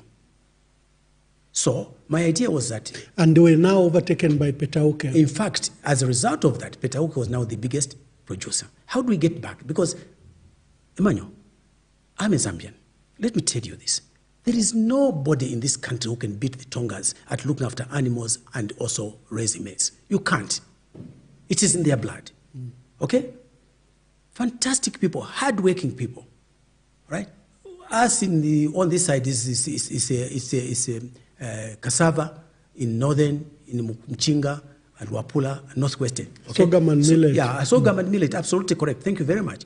So my view was that we should keep that going if we are to do that, because during my tenure in the office, President Sata had asked us to go to Zimbabwe to go and sell them, to go and give them maize, he said. Yeah, he donated some maize to them. He wanted, I said, sir, we cannot donate. We don't have the money to donate. We must make sure that they purchase through the World Food Program, because otherwise we will have nothing. So my idea was to increase production because the market is here. If you look at the output, the consumption of our country consumes 1,250,000 metric tons every year, or at least at that time it was producing, it was consuming that. Yeah. And Katanga was consuming 750,000 metric tons. So the two places put together was consuming 2 million metric tons. So if you're not producing minimum at 2 million, what happens? You end up with shortages. Yeah. So when we went to Zimbabwe, I said, also we have Zimbabwe. Tanzania was asking for the same. Malawi was asking for the same. Kenya was asking for the same. Uganda wanted the same. So I said, okay, why don't we do this? Why don't we get the water from Wapula, flow it through to come and pour into the Kafue, okay?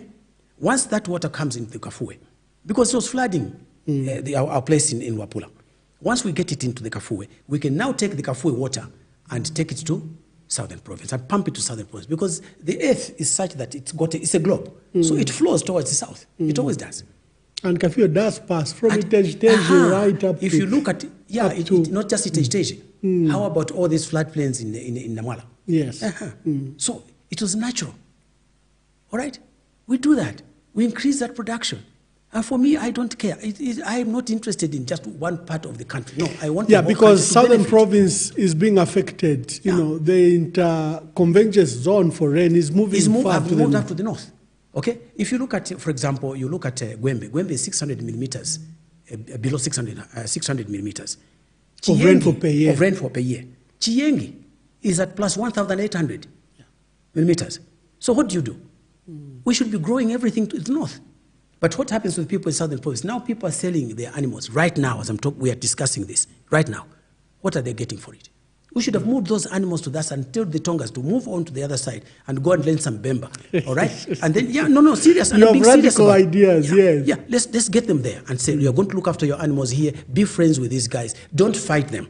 These are your brothers, okay? Let's unite the country. And then we say to them, teach us your skills, how to look after the animals, how to do this, how to do that. Then they can also learn how to grow cassava, okay? And that way, we unite the country. And at agriculture, you were very instrumental in talking about mechanization of... we needed to do that. Of our methods. Because look, Emmanuel, where are we at now? What are our farmers using to grow? They use hose. This is 2023, 2024. That was 2014. You are still using hose.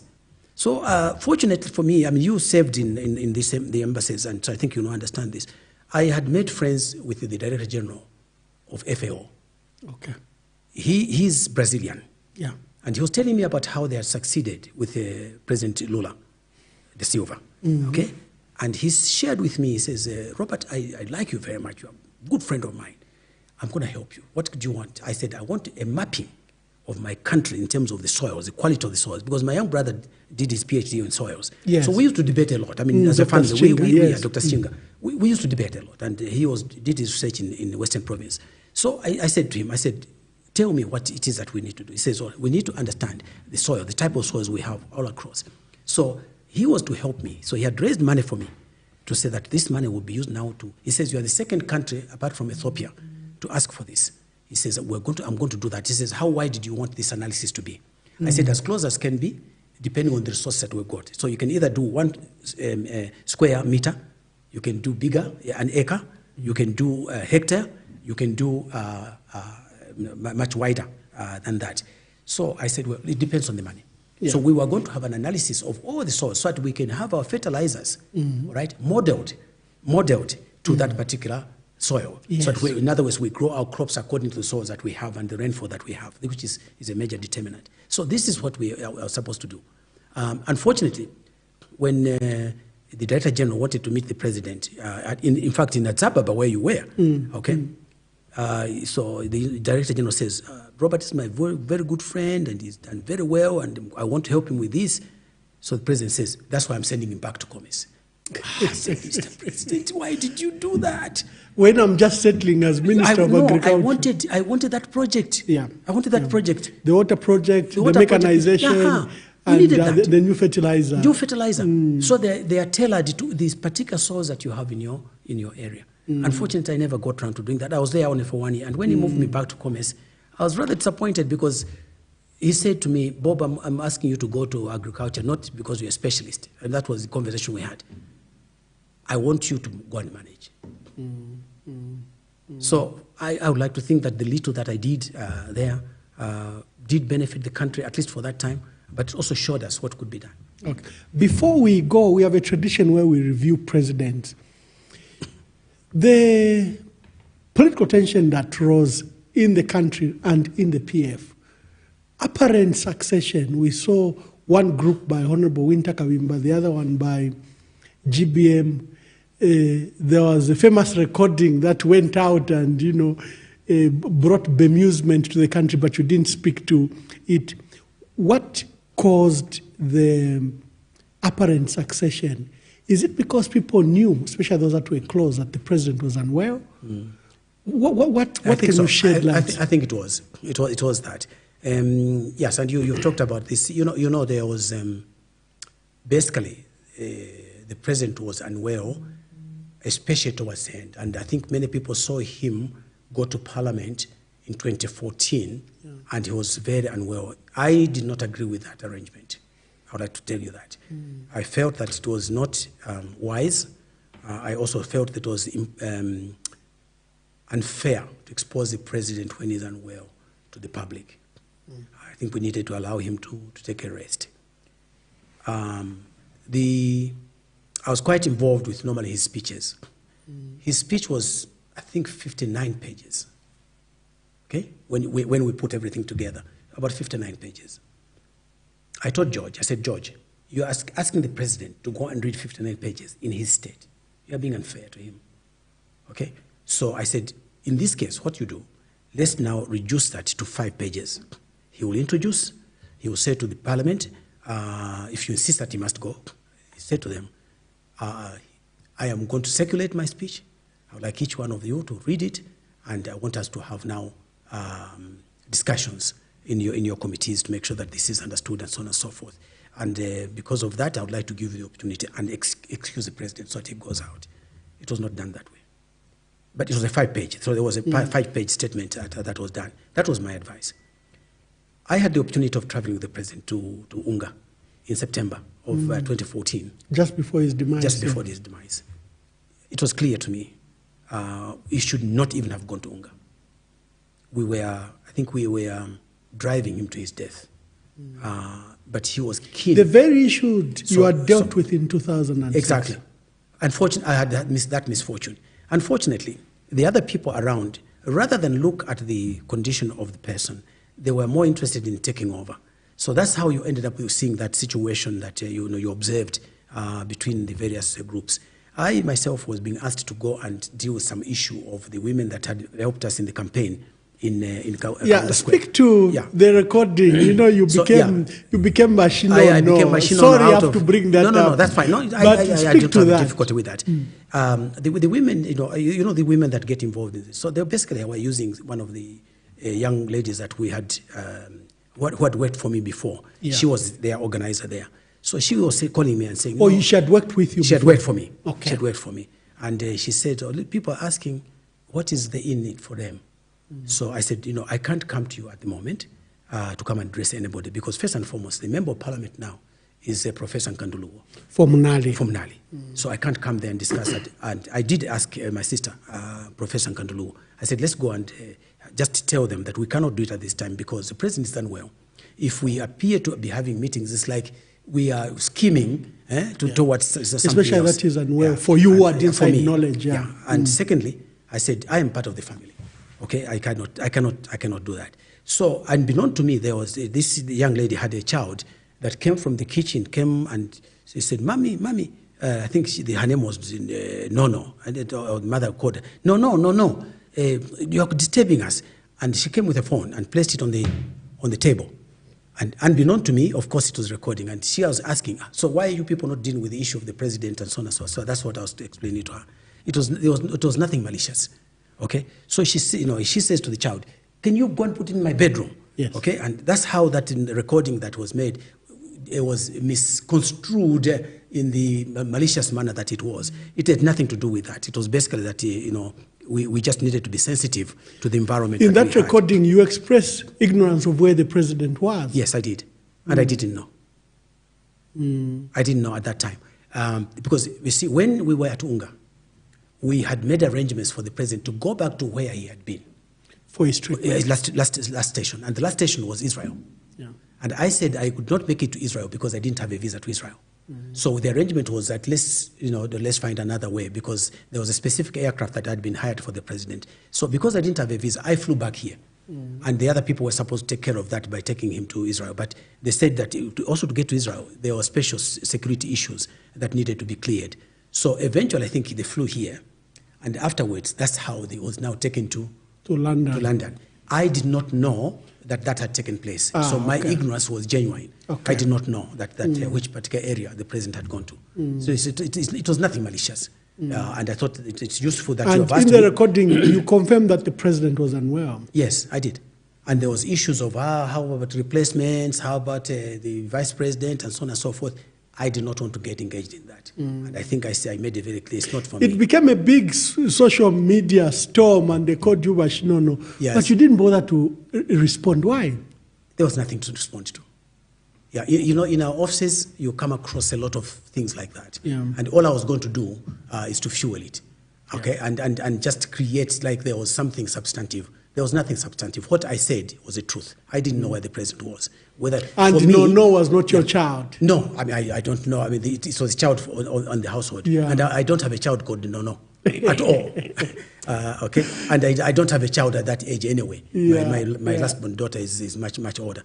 So what I'm saying is that... No, thank you for being gracious and just clear these small issues in the way. But you talked about the PF issues, in fact, the subsequent events at Mulungushi and so on and so forth, in fact, was a consequence of the president's illness. That was your question. Correct. It was. It was not properly handled. That's the fact.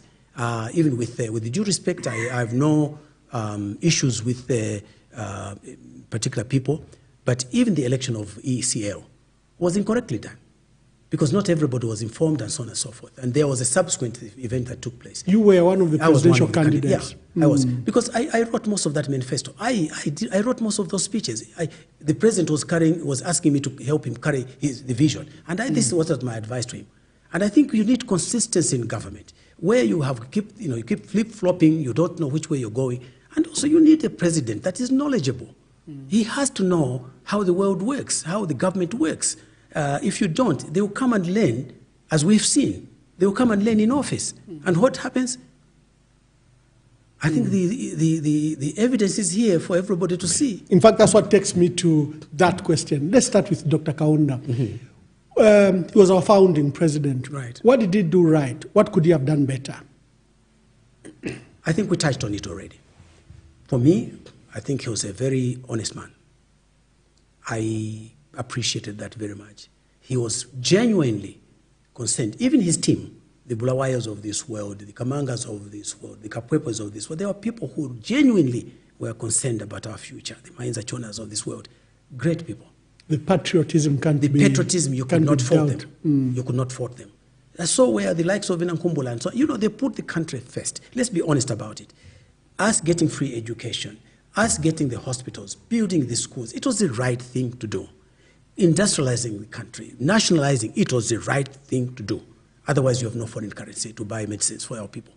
Okay? What could he have done better? He could have done better by recognizing the time and allowing for a succession plan that would have made it smoother, like Nyerere did in Tanzania. I think that is where I faulted him. Other than that, I think he was the greatest president we ever had, even before the others. Right? He's followed by Chiluba. Dr. Chiluba. Whom you saved. Yes. Mr. Chiluba, I think, had issues. My own reading was that I think from his childhood he was deprived. He, in his mind, without without him realizing, he wanted to make up for that. Great orator. Correct. Great orator. He's able to persuade people, and I think he did a very good job there. But he was listening. Were you available to the discussions of who should be president? Because we had great men. Yes. Arthur Wina, General Tembo, General Mianda. Remember the Zambia Research Foundation? Yes. Remember I said we are founders? Yes. We were in charge of that to do this. In fact, I am the one who actually physically and spoke to General Mianda to come to become our Secretary General, to replace my own brother, Dr. Mbita Chitala. Okay, because Mbita was not able to get along with the provincial people very well. So we said, let's find a way. So we agreed with them, with Akshambatu, that let's try somebody else so that Mbita could concentrate on the things he was good at. Okay. Then we had great lawyers like Remy Mshota, and there was my friend Mdenda. We used his printer, by the way, to print the manifesto. He was living here in Roma. So that's why. So great guys. So very good people. Now, obviously, they were competing. Mr. Chiluba was one of the candidates. There was of course, General Tembo. There were others. It was definitely not Mr. Chipimo. He ended up succeeding where he did not belong, but definitely Mr. Winner was. So the younger generation kind of were discussing, who do we pick? What are the qualities? What are these? And apparently this got to Mr. Chiluba, and Chiluba said, from what you guys were discussing, you say, I am not educated, therefore you will not be in my government. Your group was deemed to support Arthur Winner. Okay? It wasn't that. We were basically discussing the pros and cons, like you would do for any president. Okay, that's what it was. So in the first cabinet, there was not a single one of us in that except Akashamba. We were being punished, yeah. Not even Edith Nawakwi. Okay, and but later on they were taken. So what happened was that I think Mr. Chiluba lacked the technical know-how. He also did not have the passion in terms of the nationalism that was in the Kaundas and his team. Okay, and his failing was the privatization was very, very poorly done. And I said so in my report as public accounts and the meeting that we had. So we did not do a good job there on the privatization. Neither did we do a good job with privatizing the mines. I think it was wrong. I do not agree with it, and I said so in Parliament. My records are there to show. But do you think we should have left the mines under the ZCCM? Yes, we should have done. We should have enhanced it. If we wanted to subcontract some things, yes, we should have done. But as far as I'm concerned, the fault of the failures that we had experienced were not to do with the management. They were political. They were political. They were also global economics. Leading us up to 2008, that instability was there. 2008, the global economic situation that we had is coming again. Yeah, it's coming again right now. So I don't think it was this. You see, the price of copper was at $1,900 per metric ton. It's at $8.5 now. How did you expect to make money? And we were using deep mines. We're not using open pit. The northwestern mines now are open pit. They're much cheaper. The extraction is much easier. All right? And as I said to you, I gave you the example of Kalengwa. Kalengwa was almost 50%, 60% copper. Very difficult to manage, but it was almost pure copper. Yeah. So I think that was not very well done. The privatization, I don't want to go into the details, but the nitty-gritty we can do at another time. The liberalization shifting the economy from literally a socialist centralized and controlled to a liberal economy. Again, we paid a price. Zambia was not at a stage where it could compete with the others because of the background, the issues of the wars, the issues of the capacity, the issues of the routes, and so on and so forth, leading to the country. So it needed to be managed completely differently. So we liberalized too quickly. We liberated too quickly at our cost, at our expense. See, when an economy is import-oriented like ours is, what happens? Whenever you want to purchase something, it's controlled by the amount of foreign currency you have on your hands. And that determines the exchange rate. Today is at what? Today, as you and I are debating this. It's coming 26 point. It's coming to 27. It's coming to 27 by tomorrow. Okay? Well, how many times has it been to 27? Coming 27? 3 times. By the time you inject money, for example, the transaction of Mopani, how much money has come into the country? Forex? None. Okay? Who controls the Forex? That's coming from the sales of the copper. Yeah. The owners. Who are the owners?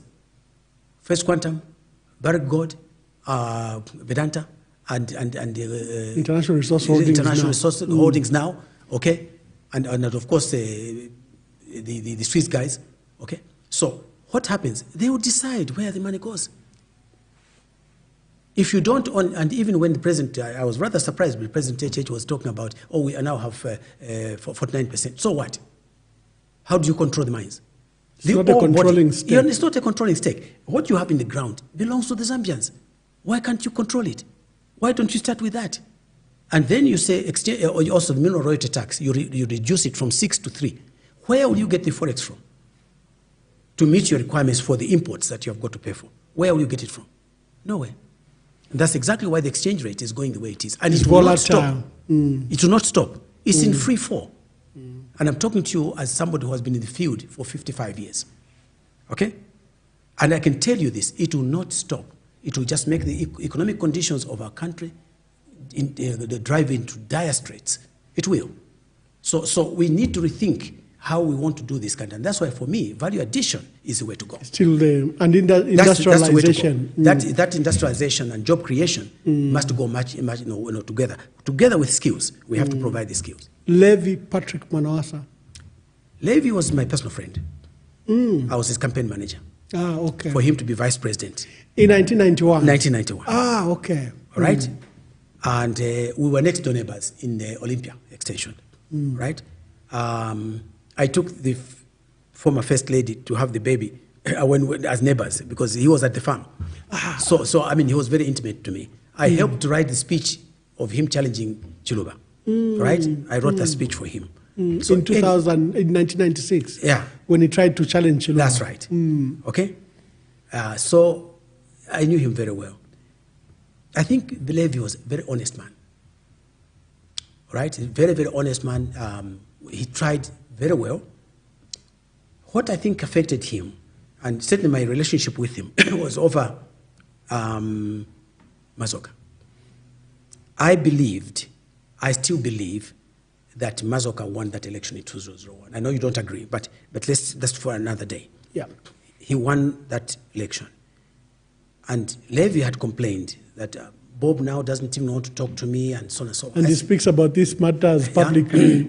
So he said, he sent Sylvia Maseo. I said, go and tell him that I complained about it. So I said, all right, let me go and see him. So before I went, I called Mazoka. I said, I'm going to see your brother at State House. I don't want you to start thinking otherwise. So I went there, and Levi says, uncle. You used to call me uncle, and I would call him uncle. And that's the relationship we had. So he says, you're okay? So I said, let's pray together. We prayed together. And then I said to him, I said, I know you've been upset with me, but if you were in Mazoka's position, what would be your reaction? And I think that upset him. He was very quick to anger. So I said, but that's what happened there. But he remained a very good friend. Even when he was being taken, hospitalized to South Africa, I was at the hospital with him. He had been a close friend.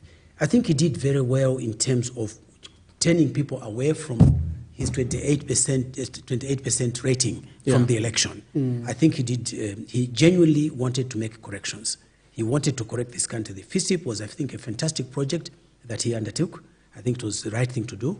And I think, apart from Kenneth Kaponda, he was probably the best president that we had in this series. Okay? Oh, yeah. Nice rating. I think that's how I rate it. Rupia Bwezanbanda. I think he was probably past his best. He was a good social man. He was a football man, diplomat, and he's in the vein of my older brother, Emmanuel Mwamba, and they were good buddies and so on and so forth. I think that maybe he stayed too short. Okay, and I don't want to be unfair to him, but he also wasted a lot of money on the campaign. Yeah, the 2011 campaign, which we are now on the other side. Which went, and you beat him without money. That's right, without money. So I don't think that I would rate him as highly as I rated Mwanawasa. Okay, next. Your dear brother, who you have, and your Sevele, who you have spoken about already, President Michael Sata. He understood this country inside out. He knew this country. He knew people, individual people, in specific locations. So when we were doing the speech for him, I would call him and say, what about this? And he would say, oh, Basichinga, remember, he would say that to me, okay? He knew people individually. And I think that was his biggest strength. He understood what the people of Zambia wanted. He understood their attitudes. He was very strong in there. He knew all his ministers inside out. He was a very good administrator. He read everything you wrote. Wow. He read everything. So he would normally say, go and write. For example, when I was going to do the campaign in Petauke, I said to him, sir, I have to, since he says, Sichinga, can you go to Petauke? So I said, yes, I can if you give me the leave to do that. So he says, oh, go and write then to ask for leave. So I used my own personal vehicle when I went to Petauke. I said, because he says, I cannot do that. So he understood that I was a person who was very particular about how things were done. And he knew how much I resented corruption. He knew that. He understood me, he knew my circumstances very well. He was a very strong man in terms of his administration. He was very aware of environment. But he had no advisors at State House, not one except George Chela. It was not enough. So I think he failed. And later he brought Siame, but Siame, but also he was too junior. He was, I think, at 2 level. He needed a chief of staff. He needed somebody to run the office for him, especially that he was unwell. So I think that for me, he failed in that particular respect in terms of organizing, and particularly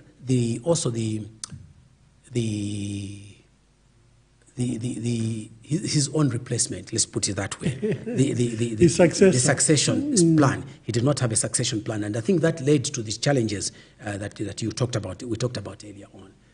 The last thing I think that we had was that for almost the last 2 years we had no cabinet meetings. And I think that affected his performance. In general, he kept this system stable, okay? But maybe not to the extent that we desired. He should, I think, have looked at his ministers and decided very clearly. And I also think that there was a challenge at the vice-president level. I think that let me just leave it at that. Okay. There was a gap there, because I remember us going to Zimbabwe with him. I had to ask the vice president. I said, just keep to your side with your vice president. Let me deal with the business of selling maize to the Zimbabweans. It was the same thing. We had some incident in Washington when we went for the US Africa Summit. I was trying to woo some people to come and do the tractors, to come and assemble tractors here, so that our people can move from farming with horse, so that we can have these tractors in all these particular places. That's what had I stayed on in agriculture, this is where I was going to go. So I think that there was a weakness. Yeah, sometimes Guy Scott could shoot from the hip. Yeah, he had his views. I felt that they were not helping the cause of selling our country, marketing the country, and also the issues of what needed to be addressed. And he was our team leader. In the absence of the ailing president. And I think that he did not mobilize us as well as he should have done to quieten all these other things that were taking place. Hence you saw the last instances that took place. So I don't think I would rate President Sata badly, but I'd said that he had those challenges that I think he did not do. Let's attribute it to the ill health. Okay. Edgar Chagwalungu. I won't comment. Oh, thank you. I'll respect that. I will not comment because I personally felt that he was not. I worked with him in ZCCM. Oh, your relationship comes from ZCCM. Yeah. So I knew the person. Okay. Right? Can we just leave it there? Okay. I give you an opportunity to do so. Thank you. Now we're here. President Hakainde Hichilema, he was touted as an economic manager. You spent days and years in UPND. You left UPND. 15 years later, we had this man you had left in 2006 as our president. And you were instrumental, because you were a critic of Edgar Lungu and the PF. You were instrumental, I can say, like many other voices that rendered his success as in his election. Give us your views. Okay. Part of his challenge, of President HH, I don't think he has sufficient experience. in industry. Okay? I'm just being very blunt with you, but I'm being honest. He lacked experience in terms of working in the industry, and maybe his training was such that he was not exposed to people at that level. What's the difference? You are from the industry, he's from the private sector industry as well. What's the difference between you and him? It depends on what he did. Okay. Who did he work for? He worked for Coopers and Lybrand, all right? Coopers and Lybrand, which then converted to Grant Thornton. Yeah. Okay? So he only had one employer. So you know, to be a good consultant, you have to have a wide span of experience. Okay? And in this case, he was fortunate, as most people working for practice, accounting practice, they have the opportunity of seeing clients with difficulties. Okay? They see clients coming to them with difficulties, financial difficulties. And in the conversation, they bring in other people and say, what do you think about this? What do you think about it? For example, one of the things that President HH benefited from, whether we like it or not, is the privatization and the valuation of the mines. Right? He saw an opportunity. He called people from outside. They came and helped him to value and so on and so forth. He made his money. Yeah, correct. That in itself is not experience. Okay? So he lacks experience. That's one. I think that also not having said, for example, our politics here, we normally start from the bottom, right? You have never been a councillor, you have never been a member of parliament, you have never been a minister, and you have come from there to there. It's a big jump. The challenges. It's a big jump. And there's protocols within the government. I mean, you know it as well. You were PS in Eastern and no, not you, but in Wapula. But no, I was Eastern in Northern. You were Eastern, and Western as well. In Western, and so you were. Sorry, I remember that. So you know the protocols you have to follow. If you don't know them, you have to learn them, and that learning process can take time. And also, if you're not strong in running the institution yourself, this would arise. You have difficulties because now you're looking, what do I do? What do I? Depends on your agenda as well. What is your vision? The way the president has dealt with KCM and Mopani, KCM as at 2019 is taken over because there's an audit. Vedanta is deemed not a suitable investor anymore. For 20 years, they haven't paid taxes, they've accumulated bills. So they are removed, whether we agree with what proceeded, whether it's liquidation or whatever, but a decision has been taken that this is not a good investor, we need to replace him.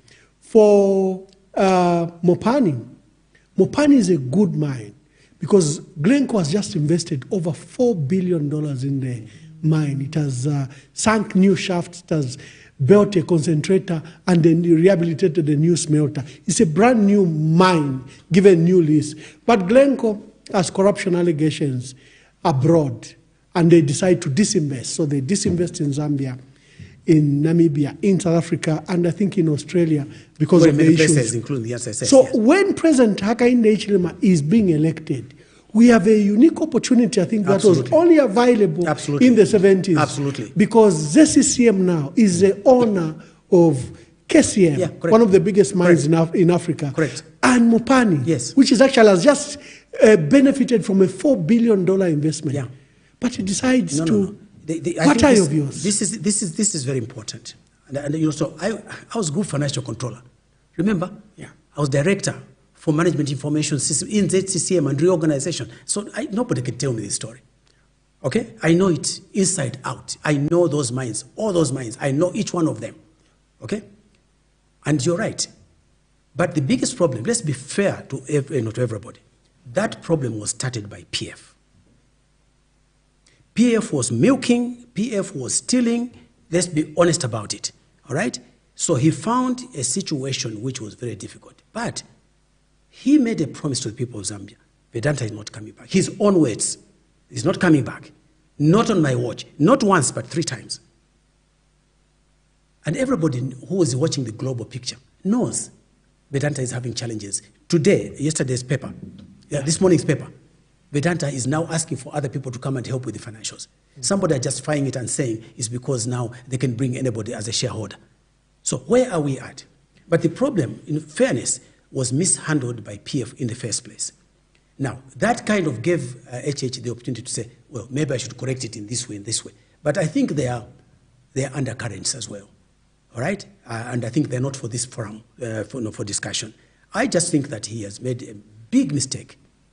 I think it's because he does not have the experience of working on a mine or in a mine to understand the intricacies of what it takes to do that, to make the decision to let go of Mopani in the manner that they did, even the agreements they had in there where they continue to draw the copper that will be coming from those mines is incorrect. Similarly, for Vedanta, to go back and give it to Vedanta again, after you have said to the people, I'm not going to do it, not under my watch, is also, it undermines confidence in your own statements. It means that you did not mean what you said. And I think that my opinion is that he probably thought it was easier than he actually found it.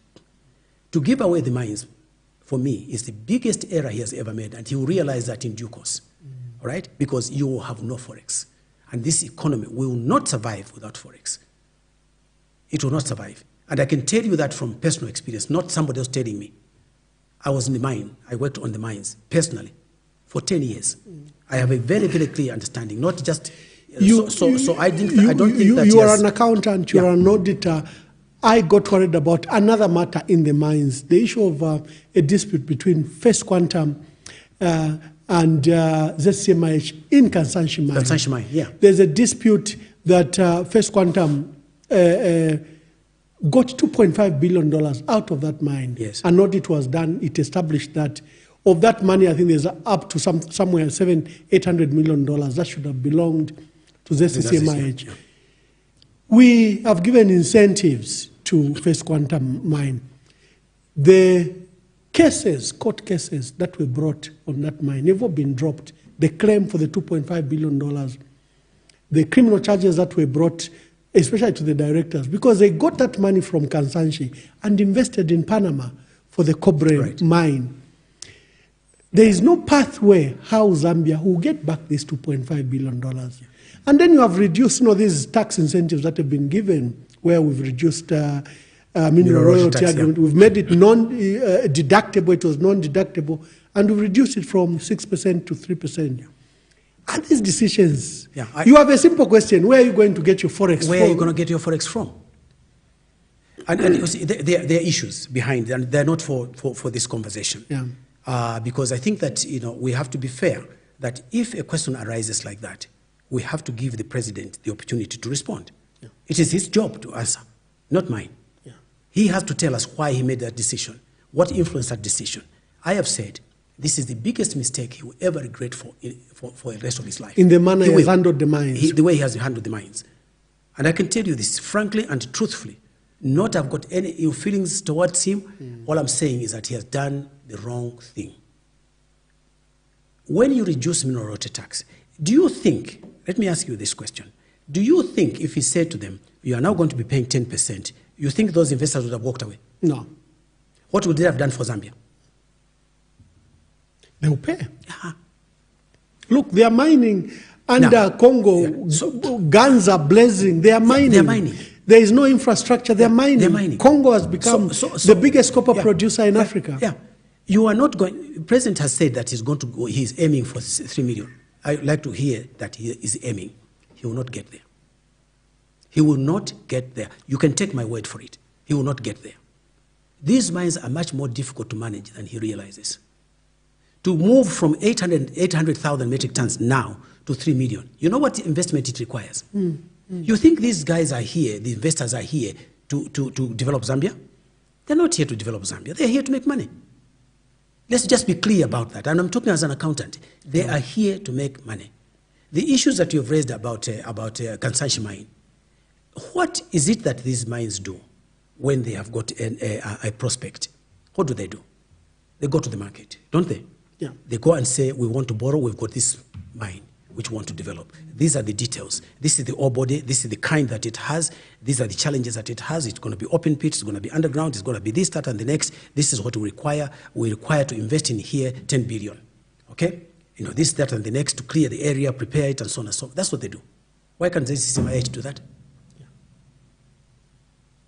ZCCM Why can can't go to the market? ZCCM go to the market and borrow? What does Codelco do in Chile? That's what they do. Yeah. And are they unprofitable? No. Don't they use the Chileans? Yeah, they use Chileans. What's the big issue? So with all due respect, I personally have not had the opportunity. The president has never explained to us his basis of these decisions he has taken.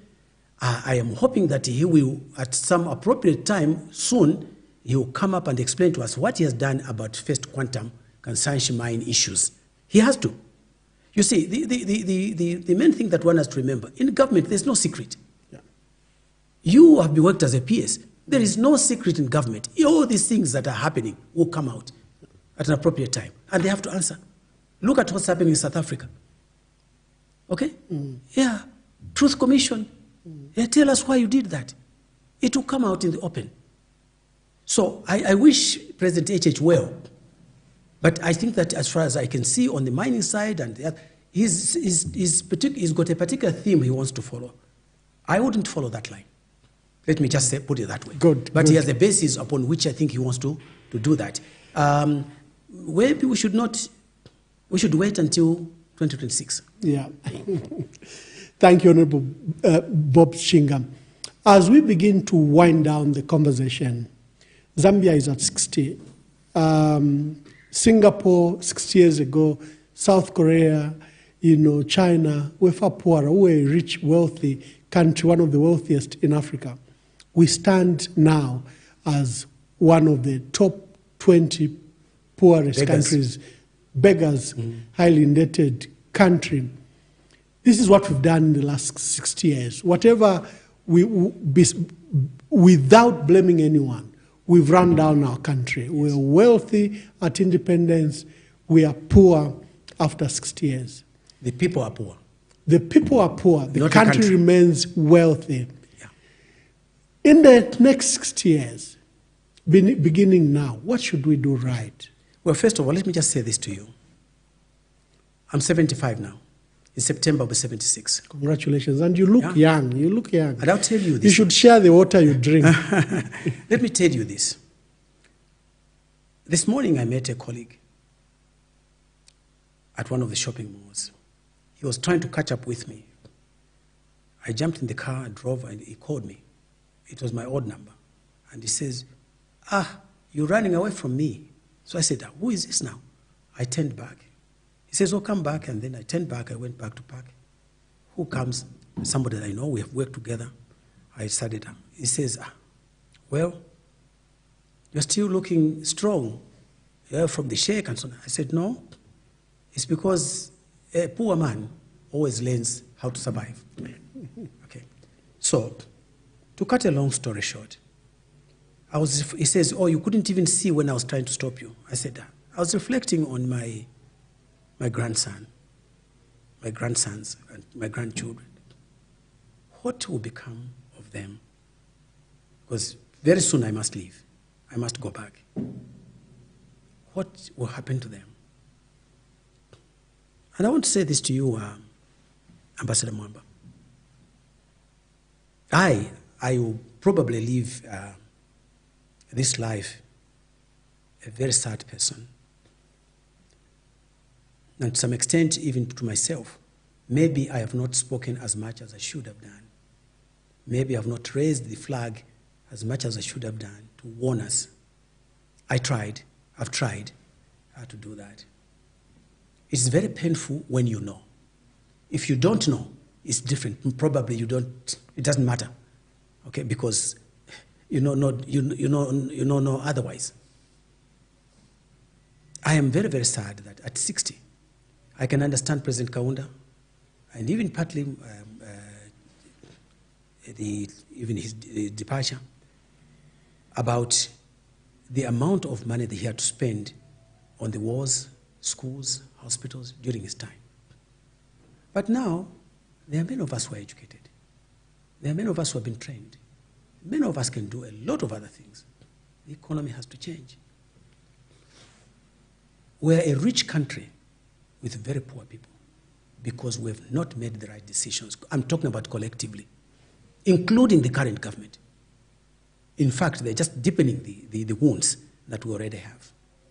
We have made mistakes along the way. We have not protected Zambia. We have tended to protect our pockets and individuals. Talking as somebody who chaired the public accounts, most of Chalala is made out of money stolen from government. You know it, I know it. Most of the structures that were owned by our friends that were in PF, they were stolen money. Even some of the MMD, same. The same is happening right now. We are looking at what will I get out of this. I suppose for Bob Sichinga, because he can only squat in a little insaka and it doesn't matter. I don't have a house. I don't have a big house to talk about. I'm in an insaka. I sleep in an insaka. That's all I could afford. I don't know how they would make that money. And I'm an accountant, by the way. So I don't know how they make that money. I will go away a very, very sad man that a rich country of this kind of magnitude, what do you have? One of the biggest reserves, why this Lobito route is being done, is because the West wants the copper between Congo and Zambia. We have got the biggest deposit in Konkola Deep. The major challenge there is water. You have to dewater it constantly. So that's what they want. You think they're here to develop Zambia? No. They're here to get what they can get their hands on. My argument is that I want the same things they want for their children. I want it for my grandchildren too. Who is going to help me to do that? And that's why I even went into government, thinking that maybe we can correct some of these mistakes. We can be able to do something. I tried my best as Minister of Commerce, Trade and Industry and also as Mayor Agriculture. I was only with the President less than 5 years. I wish I had a bit more time to do that, to try and implement some of the programs. So that's one. Number two, what don't you have? You have copper in abundance. We are a poor second to Congo on cobalt. One of the first jobs I did when I joined RCM was a cobalt plant at Chambeshi. That was my job. I did that job. It was a plant that was to produce initially 1,200 metric tons of cobalt and then 2,400 metric tons of cobalt. That was my first job. We spent $6 million on it. It paid back in 3 months. Wow. Okay? Before I went to Mufulira Mine. And at the time, cobalt was far less. It was selling poorly, yeah. Now it's not like such a price. Okay? I know each one of those mines. I can tell you stories about each one of them. We established big farms in Mukumpu, in Mpongwe. Those were done by Nchanga farms. Why are we starving now? And yet there was enough rain in Mpongwe. Why? Wrong decisions. We've got manganese. You remember Mansa batteries. You remember Yuka batteries. In Mansa. How about Sajolite? How about the copper in Mukushi? How about nickel? How about lithium? And the gold that's just how about breaking the gold out that we everywhere? talked about in Northwestern? But what is remaining for the people there? How are we using that resource? We're giving it away to our friends because maybe we benefit from it in one form or the other, which is a conversation for another day. But how about our own people? How about our people in Western Province, in Northwestern Province where the gold is being dug and all the other products are being taken? How about the people in Wapula? How about the manganese and Sajolite? How about the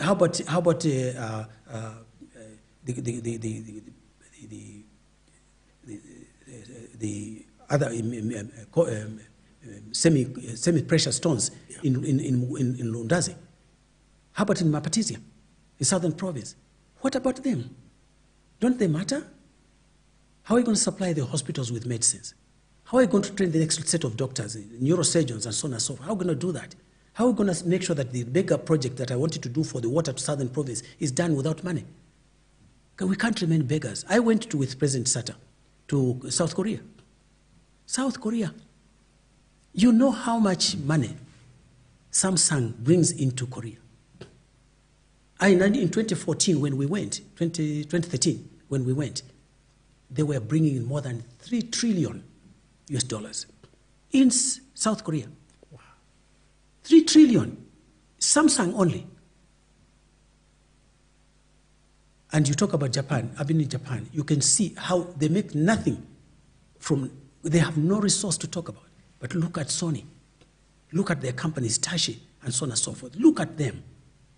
How about us? We go begging with cup in hand. This is so sad. It's extremely sad. I mean, it saddened me very, very much. And I'm saying, what is my education worth? How about my experience on the mines? Why did I break 10 years of my... I was 36 when I was 28 when I went to Mufulira mine. 28. I've done the best of the years in there. And here is a rich country. Japan doesn't even have a percentage of what we have here. Same with South Korea. South Korea was offering us 57 locomotives. They say, we'll rehabilitate them for you, we'll change the gauge for you so that you can take them. Just pay for the transportation. And I have not seen them here. Yes, you talked about other countries. You go now and look at the other countries that, in Southeast Asia. All right? How much have they progressed? They have diversified. They are now producing things on their own. They've gone exactly what we've said, value addition. What about us? Now we've got more people educated. Why is it that it's going to be more difficult now than it was in 1986 when I was in ZCCM? Tell me that. How is it possible that Norman Bazima can be Anglo-American chairman, but not here? Tell me. You just tell me. And Norman Bazima was my junior in ZCCM. How about Chileshe Kapwepwe? How about Mwilarumbwe? Even Dan Pule? How is it not possible? Tell me. There must be something wrong with our minds. Because God has given us, that is the gift to us and our children, and we're giving it away to other people. It's very, very sad. So, you asked me the question? Well, I think each one of us takes some blame. Our leaders, our members of parliament, we need to transform our country into a different situation. I wish that God would give me a few more years. Maybe I could still contribute something. But now I have to think in terms of where do I go from here? Okay? One hopes that the new leadership that will come into our country from the next 60 years, we talked about 60 years, I don't know about the 60 years, but let's assume that they are here, that we will have another 60 years here. I am looking forward to a time when we can have selfless individuals. Countries are not built by others. Nobody is going to come from Australia to come and build the Zambia for us. No. Not people from foreign investment to build this country. It will not do that. China has proven to us there's alternatives. China has proven beyond any shadow of doubt. I can tell you this. No businessman coming here is doing it for Zambia's development. They are doing it for their own profitability. It is us, the citizens of this country, black, brown, whatever, it is us to make sure that we secure the future of our children. And what God has given to us is already here in our hands. It is for us to use it wisely and sensibly. Use the best methods we have. Use the best people that you have, not based on tribe. No, that we have to kill. And now, we're fortunate as a country, we've intermarried so much, it would be very difficult for somebody to say, we'll secede. Western province will secede. It won't secede, that I can tell you. Why? Because you have intermarried so much. How about the children? What do you do with them? And you members have also gone Southern Province. You love the beautiful girls of Southern Province. All right? So sometimes you've gone to Eastern Province and done whatever, married them from there. So what happens to the country? We're one unitary country. We need to develop what we have here. Right here, it is our duty, Mwamba. You're still young, so you have no gray hair like I have. So I hope that you guys will make amends to where we've gone wrong. Thank you very much, Honorable Bob Sichinga, an accountant by profession, an academic, a leader, with immense wealth of experience that you bring to this country. And you enrich our debate, because our debate have fallen so much that we forget, we discuss the petty instead of discussing the substance, like what you have spent doing this tonight. What are your last words? Well, first of all, I'm thankful to you that you allowed me to share this with you. You know, I've been very hesitant to come here. Yes, correct. I've been very, very hesitant because I feel very, very strongly. I tell you, I feel very, very strongly about this country. I had opportunities to go and work elsewhere. I had a job offered to me by Rothschild to be based in London and to go to South America and Africa. The year was 1980. I was just graduating from Harvard. David Piri had come to collect me at Harvard Business School. He says, here's your ticket. We're going home tomorrow. He came to attend my graduation. If you were in my shoes, what would you have done? Would you have said, no, I'm not going back home? I had a job at that time. I was offered $160,000 from Harvard, $1,000 per annum, with shares and everything else. So here, in that country, in the UK, in the USA, in South America, I would have been a little spray. Here, at least I'm a little drop in my country. I decided to come back home. Why? Because I thought I would make a contribution. So I came. I could have been, probably I would be in a big house now and so on and so forth. But even as I go back to my Lord, I am satisfied that I tried my best. I'm disappointed that I did not succeed.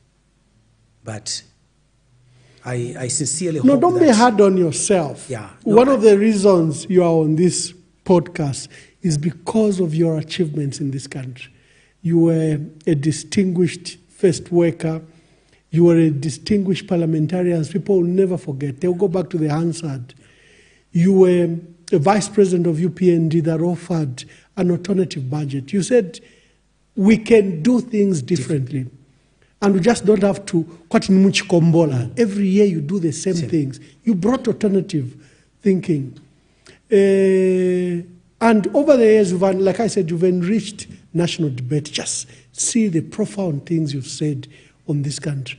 When the mindset in this country think that we can't run the mines, you've demonstrated here that we can run the mines. And with a spring in your foot and how gracious the Lord has been, I see many years ahead. So we hope that you will continue to contribute. You will continue to put the energy that you've put to our country. So don't be hard on yourself.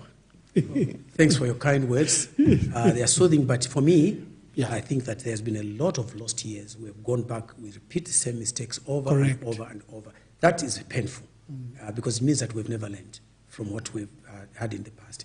I sincerely hope the next generation will be better than us. But if should God give me the opportunity, I'll be willing to serve my country again with the same distinction as you have indicated, same dedication. I will be willing to do that. If that is what's going to help us secure the future of my grandchildren and that of my brothers and your children too, I would be willing to do that. Thank you very much for having me. Thank you, thank you. Dear viewers, we had an exhilarating discussion today. I think you and I have learned a lot from the veterans, from Honorable Bob Sichinga, one of those very educated men in our country, from men and women in our country, and who has nothing but dedication to see that Zambia advances. So until we have another guest, God bless you, God bless our country, and shalom.